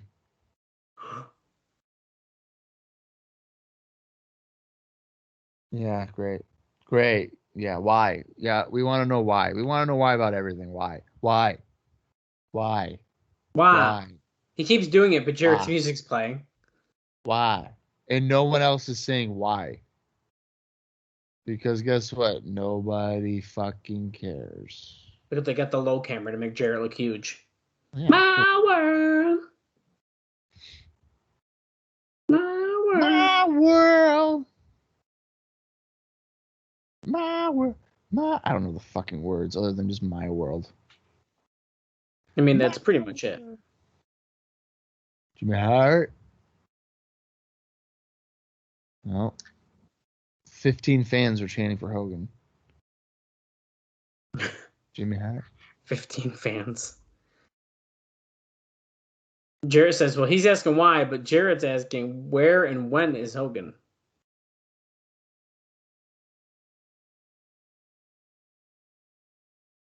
You want to come out here, talk about dropping a bombshell on me? Listen to that, Jeff. As their fans chant, we want Hogan. Well, guys, you're going to have to wait about 7 years. And then you will get him. It's the ultimate slow build. And they don't even touch on that, you know? They don't even wrestle. They're like aligned, aren't they? Eventually. Oh, yeah, because initially, isn't Jarrett like beat up by Val Venus in a bathroom or something like that? Oh, fuck. Shit. Why do you gotta remind me of that kind of stuff? Jarrett just took his belt off. I'm curious what's gonna happen next. No, I know we're on pay-per-view, but... Again. Oh, you want another belt weapon from the NWA World Heavyweight Champion? Oh, Jimmy Hart says, come on down and get some yourself, right, big Jimmy, boy. you're going to Wait get a second. beat up. They almost just took out Mike Tenay. Jimmy Hart ran away, though. Damn it, Jeff. Haven't you done enough to embarrass the entire NWA organization this week? All of TNA. You embarrassed all of professional wrestling with your actions. Why does Jeff look like that's hurting his feelings? Because it is. Because Mike Tenay is like his dad. Damn it, Jeff. His dad. He says, for 2 weeks, I've thrown you out of my ring. That's a funny comparison. Like Tenay's just like the dad, and he's like the rebel. Oh, he's gonna throw Mike Tenay out the hard way, and here comes Jimmy Hart whipping Jimmy Jeff Hart Jarrett. with the save. He's got a belt. Dude, Jimmy Hart versus Jeff Jarrett strap match. Let's go. Book it. Jeff Jimmy, Jarrett run away. Oh, he's fucked. He's trying to get out of there, but he can't. Who's this? Oh, it's AJ. Styles. Is that the bombshell? They're ringing the bell as if this was a match or that's going to help anything. How does ringing the bell, how's that going to stop people from brawling? I've never understood that. Springboard missile dropkick. Remember, AJ's got a match night against Abyss, so I don't know if this is smart. And DDT onto Jarrett. Get your belt, Jarrett. Run. Oh, there's red shirts. But only Northcutt and Legend. Well, I mean, Wilson broke his arm, so. Oh, he actually broke it? Well, I don't know if he did, but I mean, the way that leg drop on his arm, it didn't look good. Yeah, that's a good one. They're playing the AJ's theme song. Oh my God, is that Tracy? Yeah. I have a note about her. Shane Douglas with a belly-to-belly suplex. We're seeing a highlight video of this union. Hold on. I'm going to be distracted really hard in a second. Okay. There's a ladder. There's Tracy. There's lingerie. There's foggy camera effects. They love this music. Yeah, they do. Tracy had an article. Slam Wrestling had an article on Tracy, who is the newest member of Shane Douglas's franchise last week. Right. And she says, there wasn't a lot that she said, but, quote, besides the NWA TNA pay-per-views, fans of Tracy will get to see even more of her in the upcoming Canadian independent film, Enter Zombie King, which was filmed last winter and has its world premiere Friday, November 21st at the Bloor Cinema in Toronto at 9:30 p.m. What does that mean they'll get to see more of her? Don't know, but apparently she was a stunt girl. In franchise, Shane Douglas just talked about you might be able to be in the franchise. I thought that it was suggesting she did like a porn. It does sound like that, yeah, but it's not. I thought I had another note about her as well, but I might have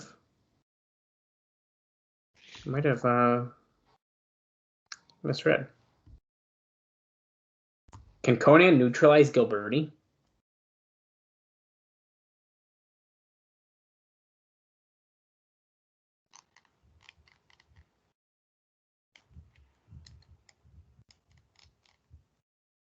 Shake that ass. Oh, 3 Live Crew has a new entrance video. 3 Live Crew. We'd be dropping like bang. Because we'd be doing the damn thing. This is like a full music video right now. Yeah, it sure is. Good, it's giving me more time to look for the note I thought I had. I love how they're lip syncing the music. That's how music videos are. Yeah, I know, but still. It looks kind of 3 weird. Live Crew.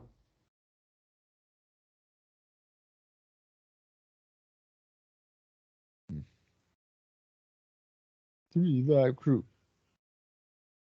3 Live Crew. They be doing the damn thing. Dropping like a bang. Well, anyways, I can't find the note, but essentially what it was about. Oh, here it is.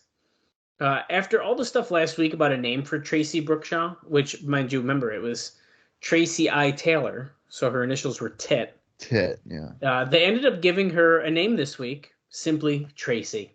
Wow. They could have saved a whole lot of brainstorming that could have been used for something else if that's all they were going to do. She was out there scouting X matches to set up Michael Shane being added to the franchise group, which they spoiled like 4 weeks ago at this point. They absolutely spoiled that. That's so funny that they spoiled it a month ago. Aliba la raza. Do the damn thing. And here, coming to you live from the NYC. Yeah. That's right, Swinger and Diamond. Diamond and Swinger, depending on how you want to look at it.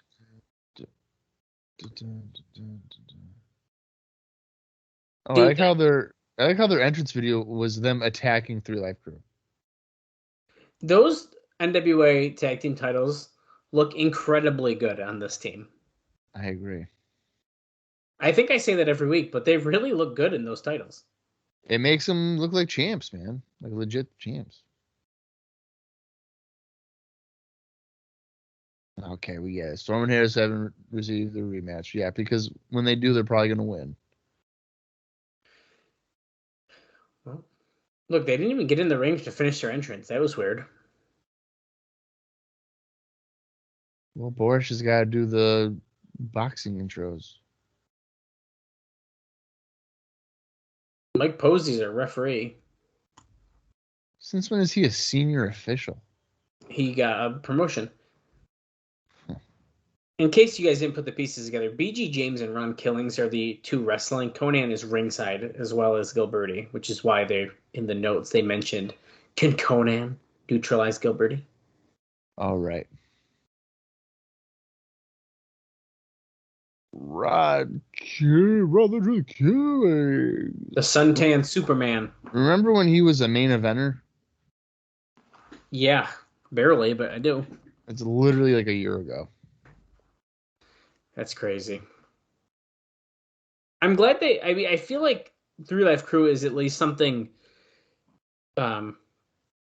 something for him to do that's not just getting lost in the shuffle. Like 3 Live Crew is pretty heavily featured every week.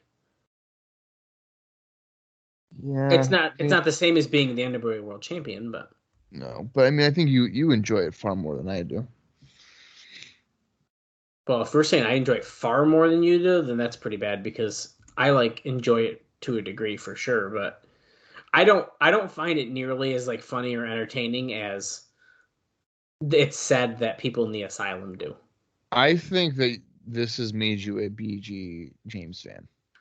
I don't know if anything could make me a fan of BG James. You don't think anything could? I don't know, man. He's someone who I feel like as I've gotten older and matured my taste in wrestling, he does very little for me. See, I don't know if you've necessarily matured your wrestling. Okay. Well, sorry, I'm not watching fucking 1988 Memphis Mid-South bullshit. That is what maturity looks like, my friend. Okay. Or what's that? What's Austin watching? WCCW from 1984. Yeah. No way. Yeah, that's maturity. Meanwhile, you're watching Impact and Ring of Honor. Ring of Honor? Yeah, dude. Speaking of, man, rest in peace for now. Ring of Honor. Yeah, rip, dude. It's unfortunate. It's sad. It is. Especially because we're going to talk about Ring of Honor quite often on this show. Yeah. I couldn't tell you the last major angle that they've had that I was interested in. Yeah. I think you and I discussed that too often. We're like, what was the last thing you saw there? I don't know. Yeah. As a side note, quick, because we're kind of stalling in this match. America's Most Wanted came to the stage. Swinger and BG are now about to lock up again. There was a pretty interesting tweet that was replied to. I don't know if you saw this. I'm trying to find it again. Vampiro, he's officially gone from TNA at this time. He replied to a tweet about him and Raven facing off. Did you see this, Bob? No. Well, this was about the Dream Blood Gallows of Retribution match from Pay-Per-View 68. So a few episodes ago at this point, a little bit old news, but that's where we're at. And I made a post of hey, Raven prepares to face off against Vampiro in the blah, blah, blah match. Find out who will win this brutal match with us. And then Vampiro writes, I think the promoter wins every time. What does that mean? I took that as Raven was helping book or something, and of course Raven was going to beat me. I took that as a shot at Raven. The promoter wins every time. Yeah, I mean, I think that's definitely suggesting that Raven was at least on a booking team or something. And not only that, but then Raven liked Vampiro's tweet. Of course he did. Yeah. That's great. But if you want to join us for some fun stuff like that, you can follow us over at Cross the Line TNA on Twitter. Or TNA Cross the Line Pod on Facebook. I love how you just stir up heat that's 18 years old. I don't think it's the first time, and I don't think it'll be the last time. Yeah. Sometimes I get nervous when I get nervous when I tag certain people in some tweets. It's kind of risky. What do you get nervous about? Because what if I do stir heat and I don't want people to get mad because of a tweet I put out from 2003. Just like when you put out a tweet of Jerry Lynn getting crotched on the guard railing, and he's like, "Really? You couldn't pick a better photo?" One of the few times he's actually responded to us, he's like, "Really? You couldn't pick a better picture than me?" After liking every single post we do, he's pissed about that one. And I was like, "Damn it!" Yeah. And then someone was like, "Oh, because this was the best part of the match," and I was like, "No." But at the same time, it was wasn't it him versus David Young or something like that? I don't know. Yeah. Or no, it was David Flair. Okay. Yeah. And probably. so you tell me, you find a better clip from that match besides Jerry Lynn being crotched on the guardrail, and you let me know. Yeah. Okay. Diamond and James are trading right hands in the corner. Very slowly. I could fall asleep right now. This match is boring as fuck. BG is definitely dragging my mood down right now. Yeah.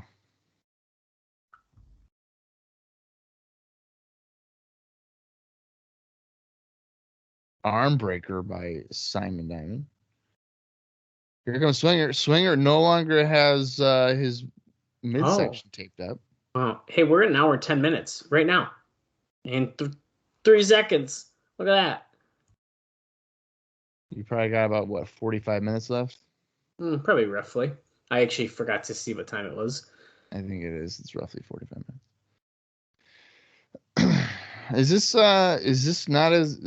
This show I feel like has been dragging on, Dallas. If you look at the time, yeah, I feel like we've been watching significantly longer. I don't feel like it's been like a bad show, but there's not a lot of meat on the bone. You know what I mean? Yeah. And I have a feeling that Jimmy Hart just promised a surprise, and the only surprise is that AJ Styles just came out and attacked Jarrett. You mean Jimmy Hart, not Jamie Hart. Jimmy Hart. Yes. What could be his surprise? The Ultimate Warrior? I think we saw it already. I think it's AJ Styles coming out. No way. You think there's more? There's gotta be. Why would it be just fucking AJ Styles? Who cares? That's the fucking surprise is fucking AJ Styles. Bob, I'm not booking, okay? I'd rather watch a fucking Van Hammer Demon match on Thunder 2000 than this match right now. And by shit. God, that's exactly what I'm doing. Oh. Okay. Didn't expect that. This match is it's slow as fuck, man, right now. I could give you here, let me give you another note. Let me find it. It's not very exciting or long, but I was saving it for the moment just like this. Yeah. The company has had a meeting scheduled with WGN in Chicago. Dave says, though, that he wouldn't read too much into that because XWF had a meeting with WGN, and what came out of it was that WGN was willing to put them on for something like $60,000 per week. Holy. So TNA could potentially pay WGN $60,000 and be put on TV every week. Wasn't like the reboot of Superstars on WGN for a minute? Ooh, it might have been. In like 2009 or whatever it was. When Undertaker and Matt Hardy had a match? Yeah, dude. Like they had like strong matches for 2 weeks, and then it was like Kozlov against Hornswoggle this week. It's like, what the fuck? They did the same shit with Main Event. They do it with every show. They're like, oh my, all right, tonight Cena against Umaga or something, and then the next week it's like Shelton Benjamin against Kevin Thorne as your main event. It's like, oh, I love cool. Kevin Thorne. Well, I love Shelton Benjamin out of the two of those, but well, yeah, you can't go wrong. 3 Live Crew. Oh, look at that high kick by Killings as BG held him up. That was to Swinger, by the way. They're gonna do their what's up. Is he gonna steal the what's up right now? What's that? Oh, leg drop to the crotch. To the groin of the Swinger. Oh, did you see what Gilberti just did? I sure did. He made a motion like the Bronco Buster is happening.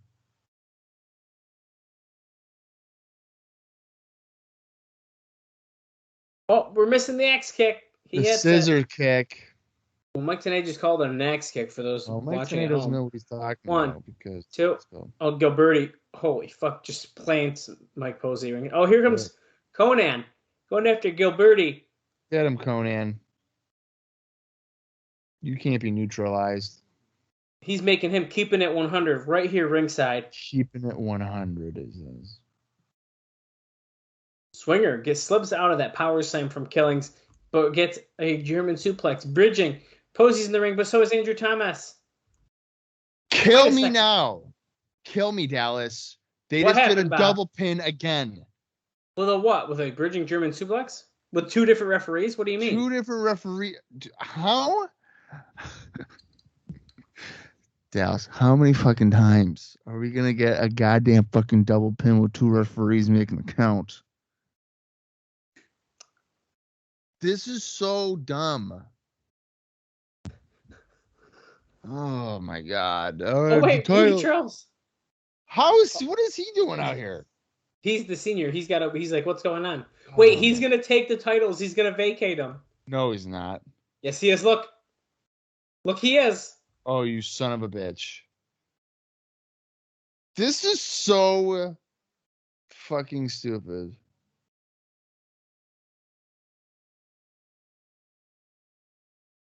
Oh my God. I don't even know how to react to that. Pretty much how Bob is.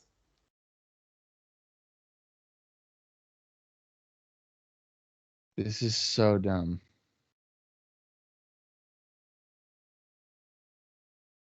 Rudy Charles,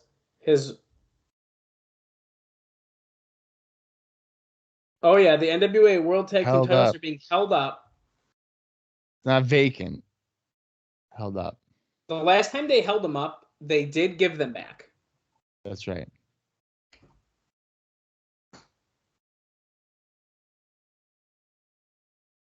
That is so.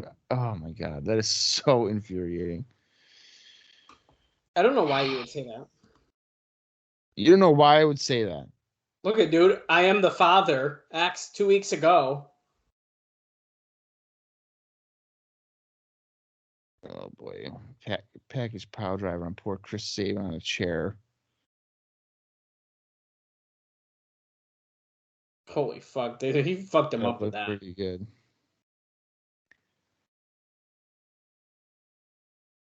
That is, I'm so annoyed right now. Well, the bad part of that is it's like exactly the same finish, German suplex and all. Yeah. And the fact that you're doing it in front of the same crowd.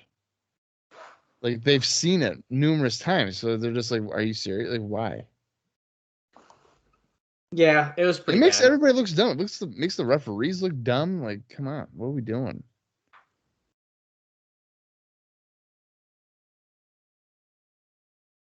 We're getting highlights from all the past X Division matches. There's Tracy looking on. And we already know who she's scouting because, like Dal said, they ruined it about 5 weeks ago. I still can't believe that they did that. I think that was typical LOL TNA stuff. Yeah, I hate to say it, but it is true.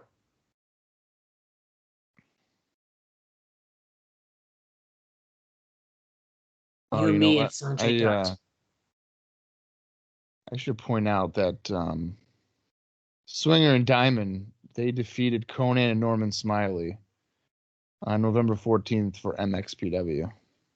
Oh, wow. Why are these people slowing down their indie shit? They really are.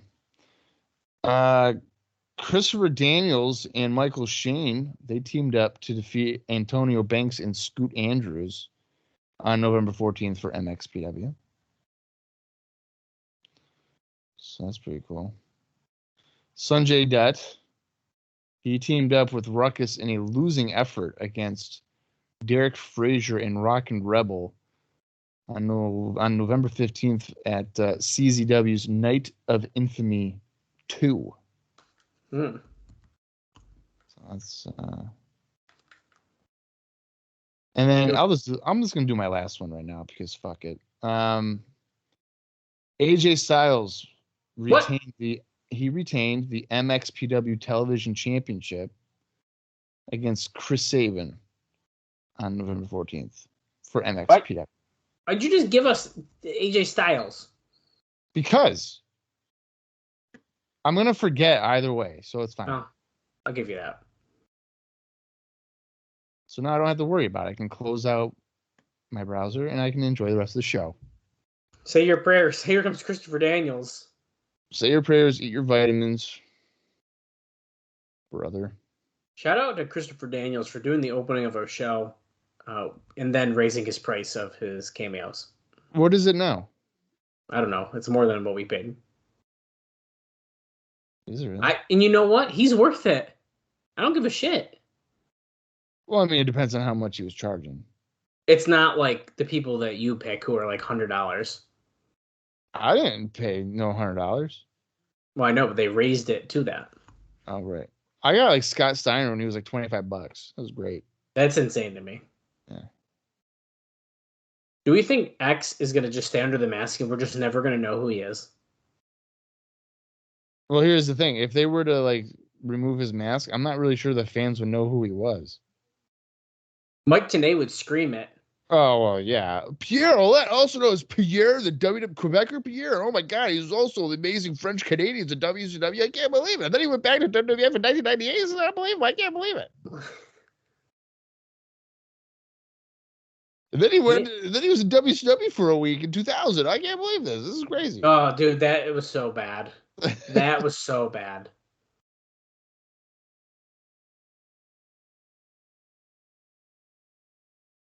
Those are definitely like jean shorts. Dude, I hate the shorts he's wearing. It doesn't not go well.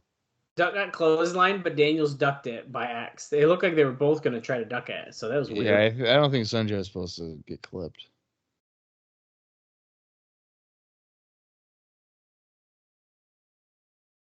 X getting kicked by Dutt. Now, remember, it's just like Tna was saying, Dutt shouldn't even be here. It's supposed to be Chris Sabin. He was injured, couldn't compete, but Dutt did not win the Battle Royal. Or come in second, is what I should say, because X won it.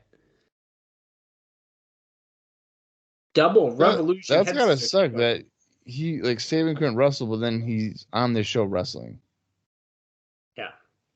In a different match. That's kind of weird. Daniel's throwing Dutt into X with for a shoulder block. Gets a 2 count. I'm really nervous that they're going to have X win this, and like I really, really, really, really, really, really, really hope they're not going to do that.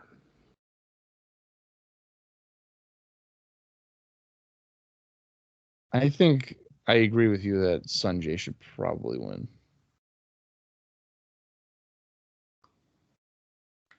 But does he do any of these guys beat Michael Shane? I think it's time that someone beats Michael Shane. Really? I just feel like I feel like it's not a very exciting title reign. It's better than like when Sonny Siaki was and you didn't get any exciting matches, but Daniels throws Dutt into X, and then X tosses Dutt back onto him. He's covering him, and X drops the elbow. Dutt moves. He hits Daniels instead. And look who's watching from the rafters. I thought that was Kenny Omega for a quick glance. It could be if you close your eyes and you squint. Well, how am I squinting if my eyes are closed? One is closed and one is squinted. Dutt off the ropes. Comes the big boot by X. There's the franchise who... Is that a phone? What the hell? What the fuck is that? He's like, what is that, Bob? That is so an early 2000s thing that we just saw there. Oh, wow. That didn't even look like a phone. It was like a little mini flip thing. And he was like recording and he had like a little headset on. Oh my God. That was like a little like video recorder. It looked like, I don't even know. I thought the headset that he had on was a sex toy. It was so fucking huge. Oh my God. That's too funny. X whipping Dutt into one corner. Daniels in the other. He's running toward Daniels. Big splash. Runs toward Dutt. Another splash. If you were Shane Douglas, who are you gonna like scout here? Fucking X. I feel like none of these guys would really mesh well with Douglas. Well, the only reason Douglas is out here is because they're gonna pretend that it wasn't Michael Shane the whole time, but it was Michael Shane the whole time. Yeah. Oh, X gets thrown to the floor. Slingshot crossbody, but X catches Sonjay. And then just casually dumps him back into the ring. Daniels on the apron, kicks X and is going to go for a moonsault, and he hits Nice. it. That guy's doing Jeff Hardy hand motions to him. They're like, yeah, dude. Look at Dutt. Corkscrew splash. Springboard. Corkscrew splash to the outside. Hits X perfectly.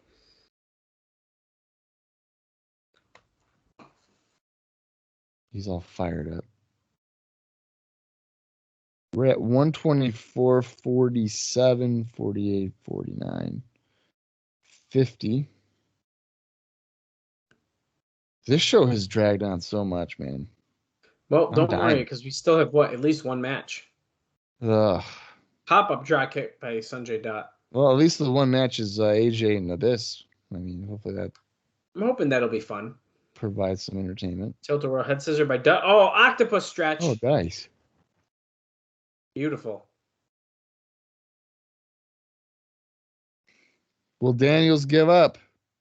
Nope, got to the rope.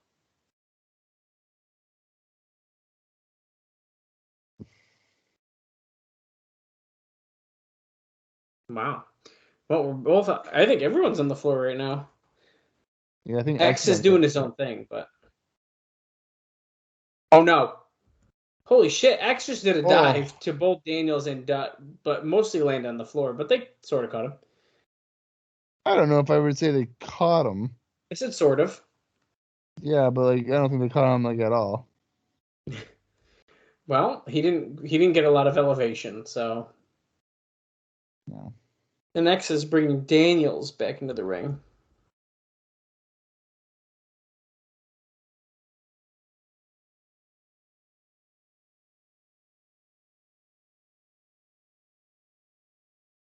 Come on, Daniels. Pull through. Do it. No Hurricane Rana. Snap down. With a Hurricane Rana off the top. Goes to the cover on Daniels. 1, 2. No. Kick out at 2.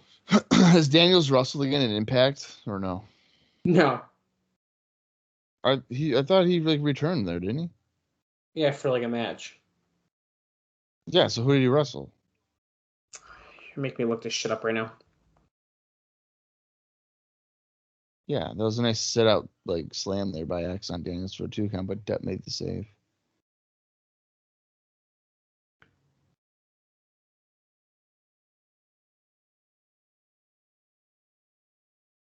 Oh.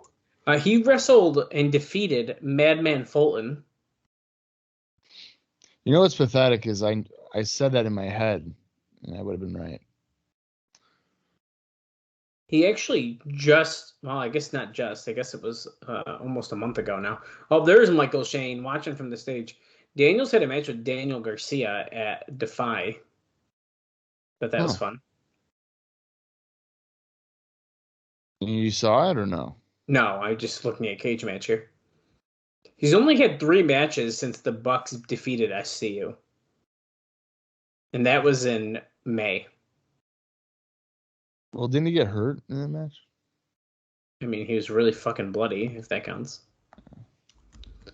Pop-up powerbomb to Sonjay Dutt. Just a casual throw, too. Dude, it was so, nonchalant. Just chucked him. I don't know if they'll show him again, but Michael Shane definitely looks like he's, shaved his face. Yeah, it did look like that, huh? Trimmed up something.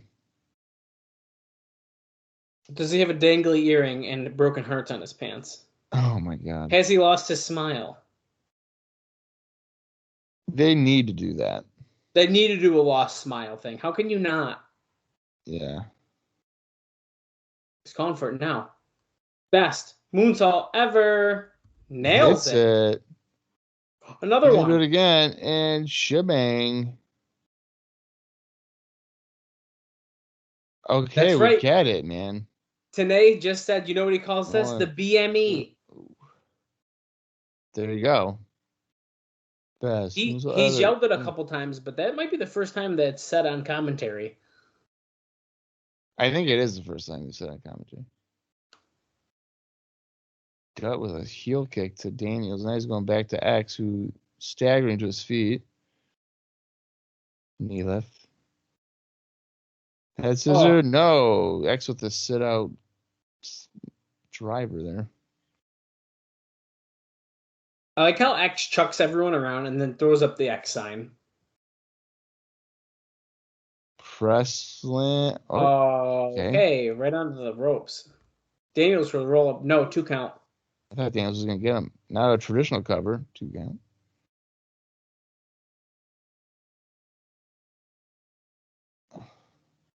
Uh-oh. Choke slam. X. Sit out choke slam. 1, 2. Dutt makes the save.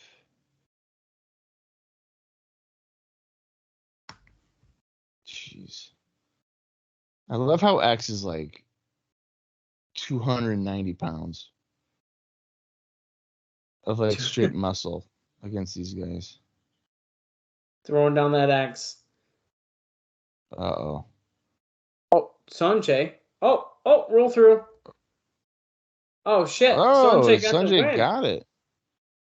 X was going for a package power driver on Christopher Daniels, but Sonjay hit a springboard Hurricane Rana to get the pin. Michael Shane is still on the ramp there. He's also got his trophy with him. Okay. Well, he's going to confront him. Is that a bunch of back acne on Dutt there or what? Yeah, his back don't look too great. You versus me. He's like, next time, dude, I'm going to beat you up. And then they cut to Mike Tenay down west. We're at 1 hour, 31 minutes, and 9 seconds. And we only have 1 match left. And we have roughly 20 minutes left in the show.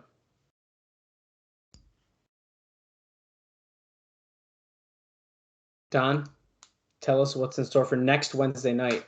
You need to know. X Division Championship is on the line. Sonjay Dutt versus Michael Shane. That's right. Just been informed. 3 live crew taking on Simon, Swinger, and Gilberty. 3-on-3 for the tag titles. And here's Raven. Wait, Roddy Piper's going to be here next week as well. And Raven says, shut up. I was shunned by the living. Hated by the damned. Raven He's keeps standing doing on the announcer's table. Why do a lot of wrestlers just stand on the announcer's table for these promos? Right. Jarrett, U.S. Northcutt to challenge me for a match. As my head is actively bleeding.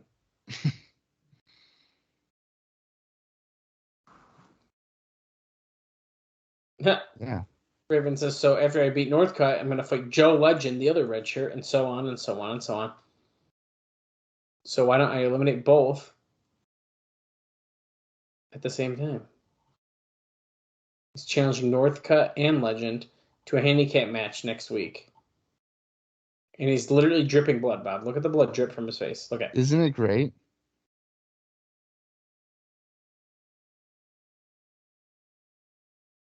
Okay, I thought he fell off. I'm the man who put Jim Mitchell out of professional wrestling. Why is it like pouring out of his forehead? Dude, I don't know. It's dripping off of his eyebrow piercing. Ah! Okay, dude, look at that. Oh my god. Oh my god. Why? It's so gross. And it's like a pool at the top, like in the middle of his forehead, and it's just dripping down the right side off of his fucking eyebrow piercing onto a towel. Nevermore. Oh my god. That's so funny. Yeah, that's just nasty. That's fucking gross. Mind you, that's from it's pretty much from an hour ago, dude, and he's still leaking. Yeah, where's the doctor? The doctor put the yellow thing on his head. Are you all ready? Do you hear this music? I don't think they're ready. Wait. Oh, wait, do you know what it is? Are you What? ready? I'm about to lose control. Oh my god! Are you ready? They just showed the Styles clash of Styles nearly killing Kazarian. Just don't care. Are you ready? Are you ready? That's funny.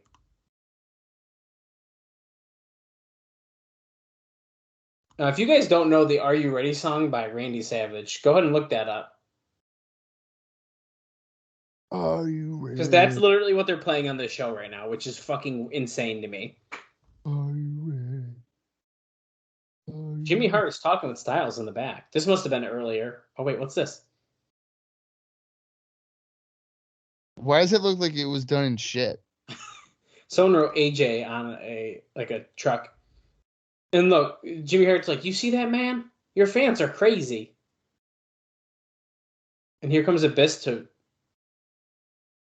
What is happening? He's screaming at the poop on the truck. Jimmy Hart just tried to get Styles excited about seeing his name written in shit on a truck. Explain that to me. I want to know why it was like somebody smeared it with shit on their hands. I'd like to know. AJ, your fans are nuts, man. They fucking shit themselves and then they write your name on the production truck. I'd like to know how they got the rights to use that song for a random video package. Well, I'll tell you right now, we see random? We see it a bunch more. So. Do we really? I did not expect that. Are you ready? About to lose control.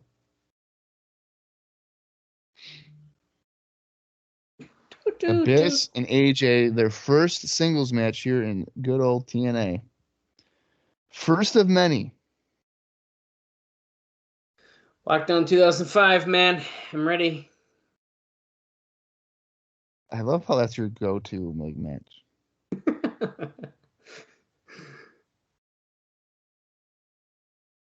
It's one of the best shows, man. I'm just saying. Raven and Jeff Hardy and the tables match inside of a cage.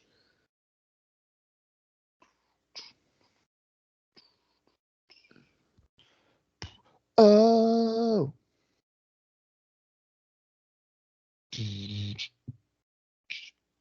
Well, why does he look so...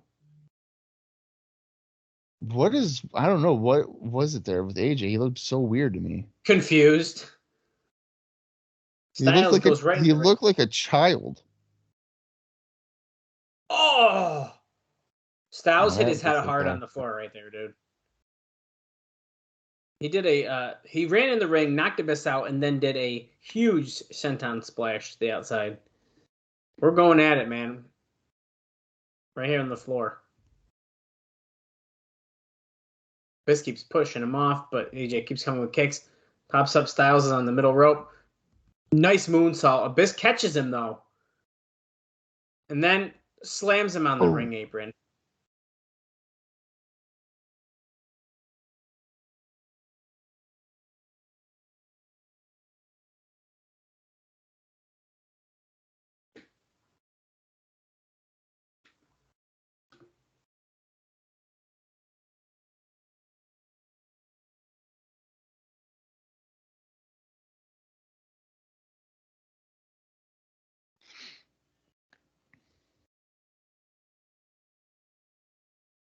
Throwing Styles up against the guardrail. Come on. Abyss is angry. Blah. Andrew Thomas is a ref, meaning there will be at least one ref bump in this. There will absolutely be a ref bump.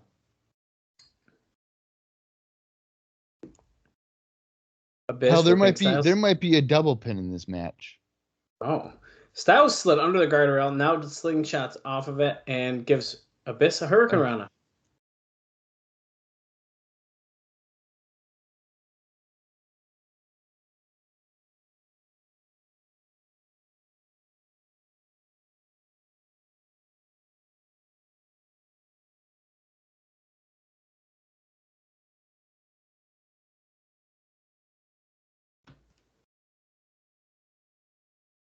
AJ, with the float over. Couple punches. We're back in the ring, by the way. Yes, we are. Abyss What just the did a hell weird was turn. that? That Nice was like a drop kick by Dancing with the Styles. Stars thing, like letting somebody go and they just twirl around. Abyss kicks out at 1.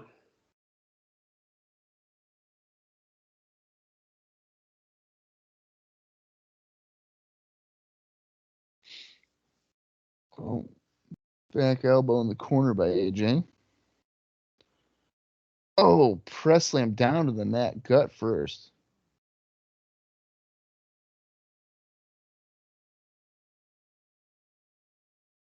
Okay, come on. Splash him, Abyss, damn it. There it is. Huge splash in the corner. For an hour, 40 minutes, and 3 seconds.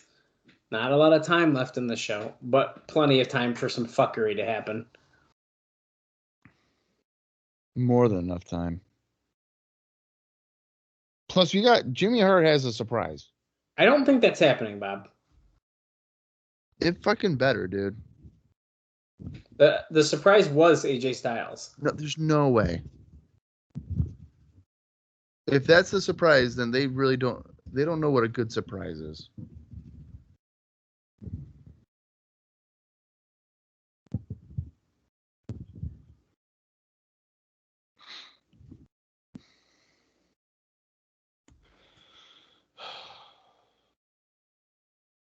Come on, AJ. He dropped Abyss over the top turnbuckle. Springboard, crossbody. 1, 2, kick out.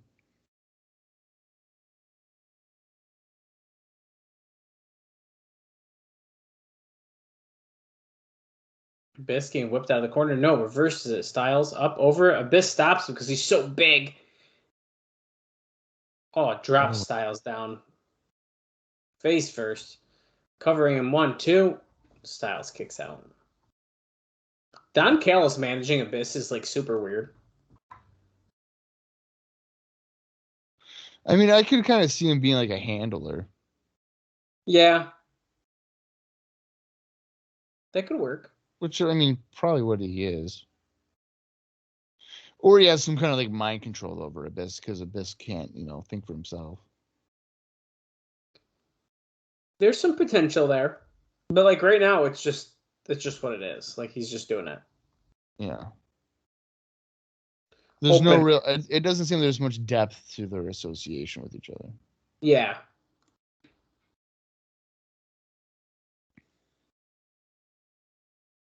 Oh.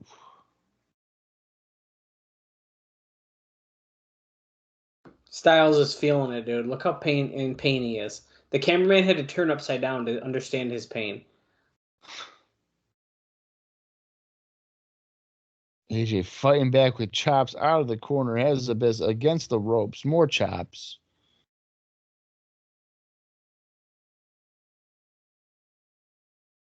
Oh, Abyss misses a clothesline. AJ dumps to the apron, right hand. Oh, Callis grabs the foot, though. Oh, AJ gets knocked off the apron. Into the guardrail at that. Can Styles defeat Abyss, or will Abyss actually take away AJ Styles' title match in 2 weeks by beating his ass?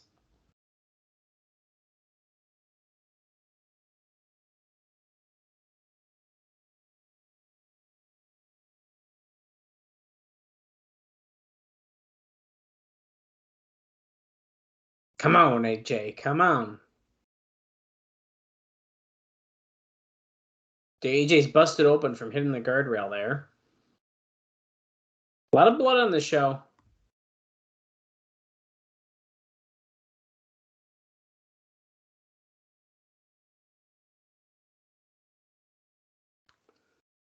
Andrew Thomas trying to get him in the ring, but Abyss isn't going to listen to you, dude. He don't listen to no one. Oh, is he busted? He's busted open. Yes, from the guardrail.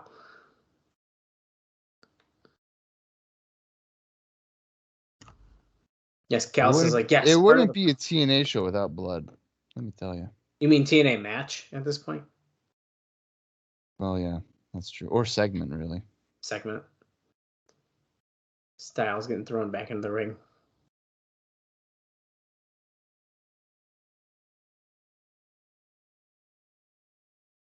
Take out Styles. They're saying Jarrett wanted Abyss to take him out. It seems like that plan is working pretty good.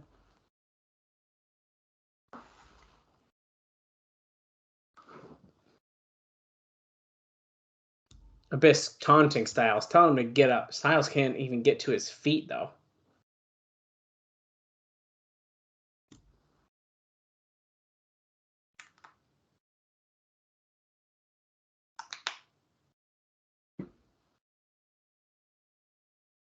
Styles kicks out, but just barely.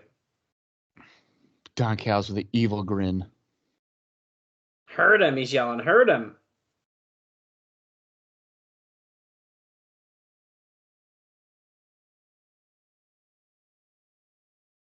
See Abyss on the middle rope here. Going for a splash, but he misses it. Misses the splash. His ass ain't ever going to hit that. No. It might take him 11 years.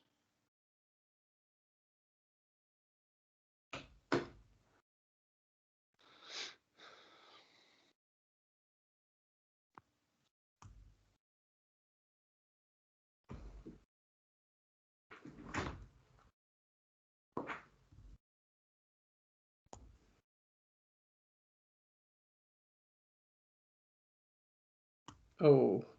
Reversing that powerbomb, driving Abyss down.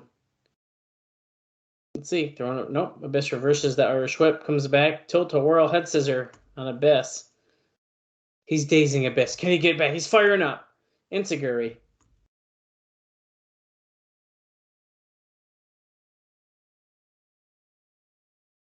See, Styles looks like he's climbing to the top rope.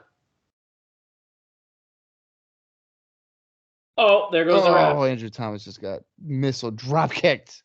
Abyss pulled him in their way, it looked like. Don West says, I didn't know Abyss had those kind of smarts.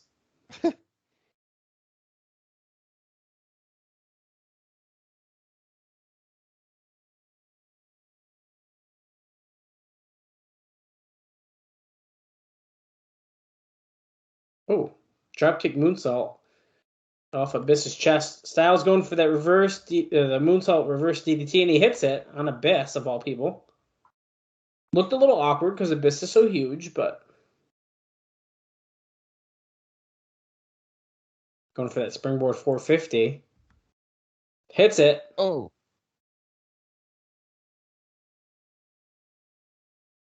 But referee Thomas is still knocked out. Yeah, he would have had him, but no ref.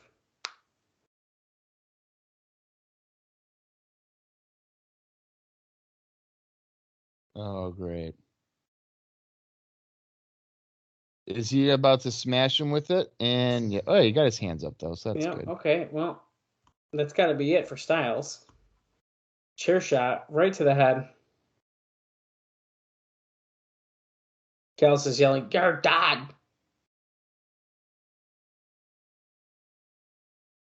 One, two. Oh, Styles kicks out at two. If that was Posey, he would have counted the 3. Well, yeah, he's the fast one. 2-second matches, you know? He's the fast one that pops up on every count. Oh, my God. Abyss is attacking Andrew Thomas, chucks him out of the ring. Okay.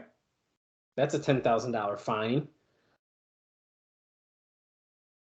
A $10,000 fine. Abyss sets Styles up in the top. If he got fined $10,000 for that, he'd be working for free for 6 months. This ain't no WWE. Okay, got fined $50, which is still most of your night's pay. There you go. That's the equivalent. Abyss trying to suplex Styles off the top to a chair, but Styles has countered. He's going for a sunset flip. Oh, and Abyss hits the chair.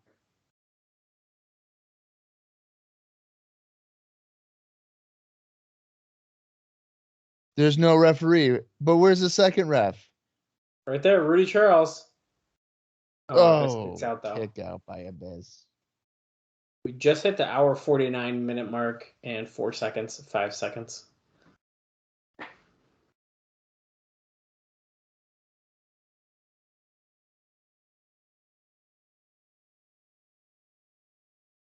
Styles wedges the chair in the corner. Abyss is getting to his feet. We know Styles has to be the one to go into that, right? I'm gonna say Abyss is gonna get into it. I feel like it's always the guy who sets it up. You know what I mean? Yeah, that's true. Abyss, let's see. Is he going to slingshot Styles into it? There he goes. Oh, well, that's unfortunate. Okay, Styles is he's getting fooked up right now.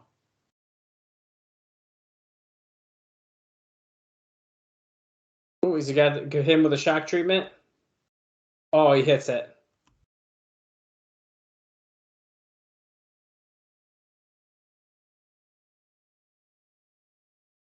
No, Styles kicks out at 2 from the shock treatment.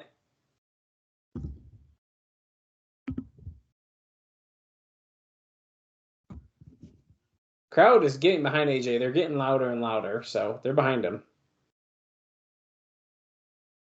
Of course, the referee gets destroyed. Styles has a chair now. Holy shit. Oh.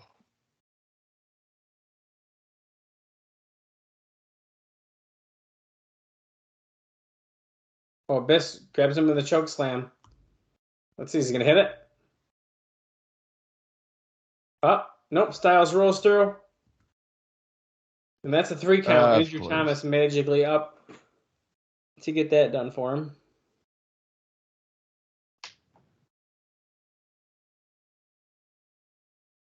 Wow, okay. Didn't think that was going to happen after how he's getting his ass beat. Oh, here we go, though. The red shirt, or Kevin Northcutt and Legend.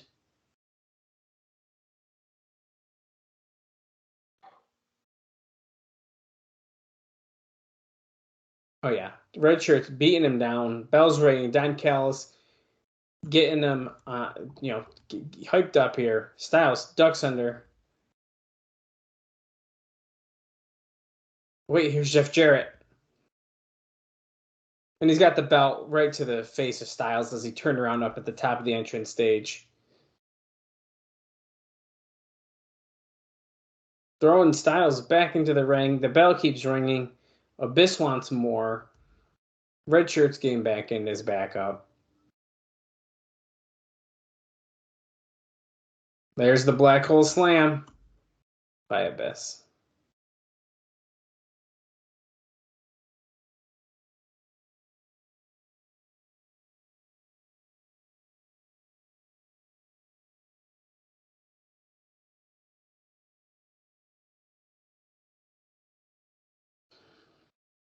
Raven's out here, though, now. He just got the stroke. Raven taking out the red shirts, who he is a handicap match. Bulldog clothesline combo to Northcutt and Abyss.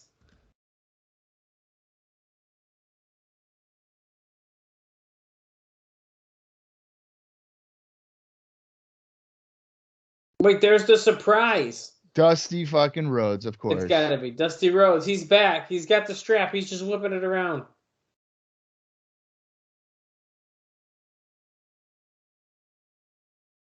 The bionic elbow. Bionic elbow. Dusty has a microphone. Jarrett!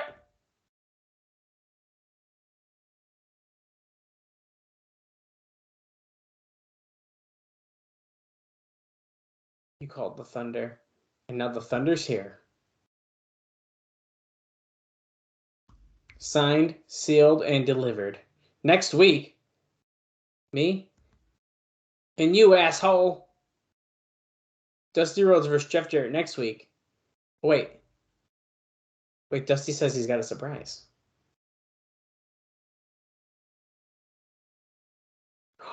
Next week, it's Fans Revenge.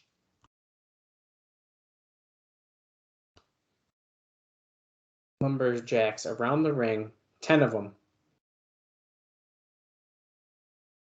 Chosen from you fans. The fans choose the Lumberjacks.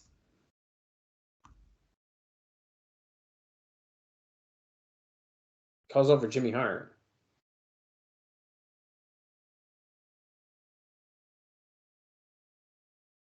9 guys around the ring in straps from the fans, and then Jimmy Hart. So Jimmy Hart's the 10th. You don't get to pick him. You don't get to pick Jimmy. So there's gonna be 9 other fans. I think is it fans or wrestlers? Look at this dude getting in Jarrett's face. He said Tna just said fans. Wow. You know what's gonna be? It's probably gonna end up being just the Explosion jobbers. Look at all the fans. And then it's like Nate Webb. Well, Bob, what do you think of that show?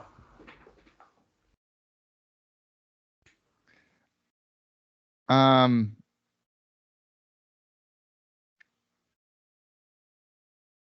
don't know. I mean, it wasn't as bad as last week's, but I just feel like nothing's really accomplished again.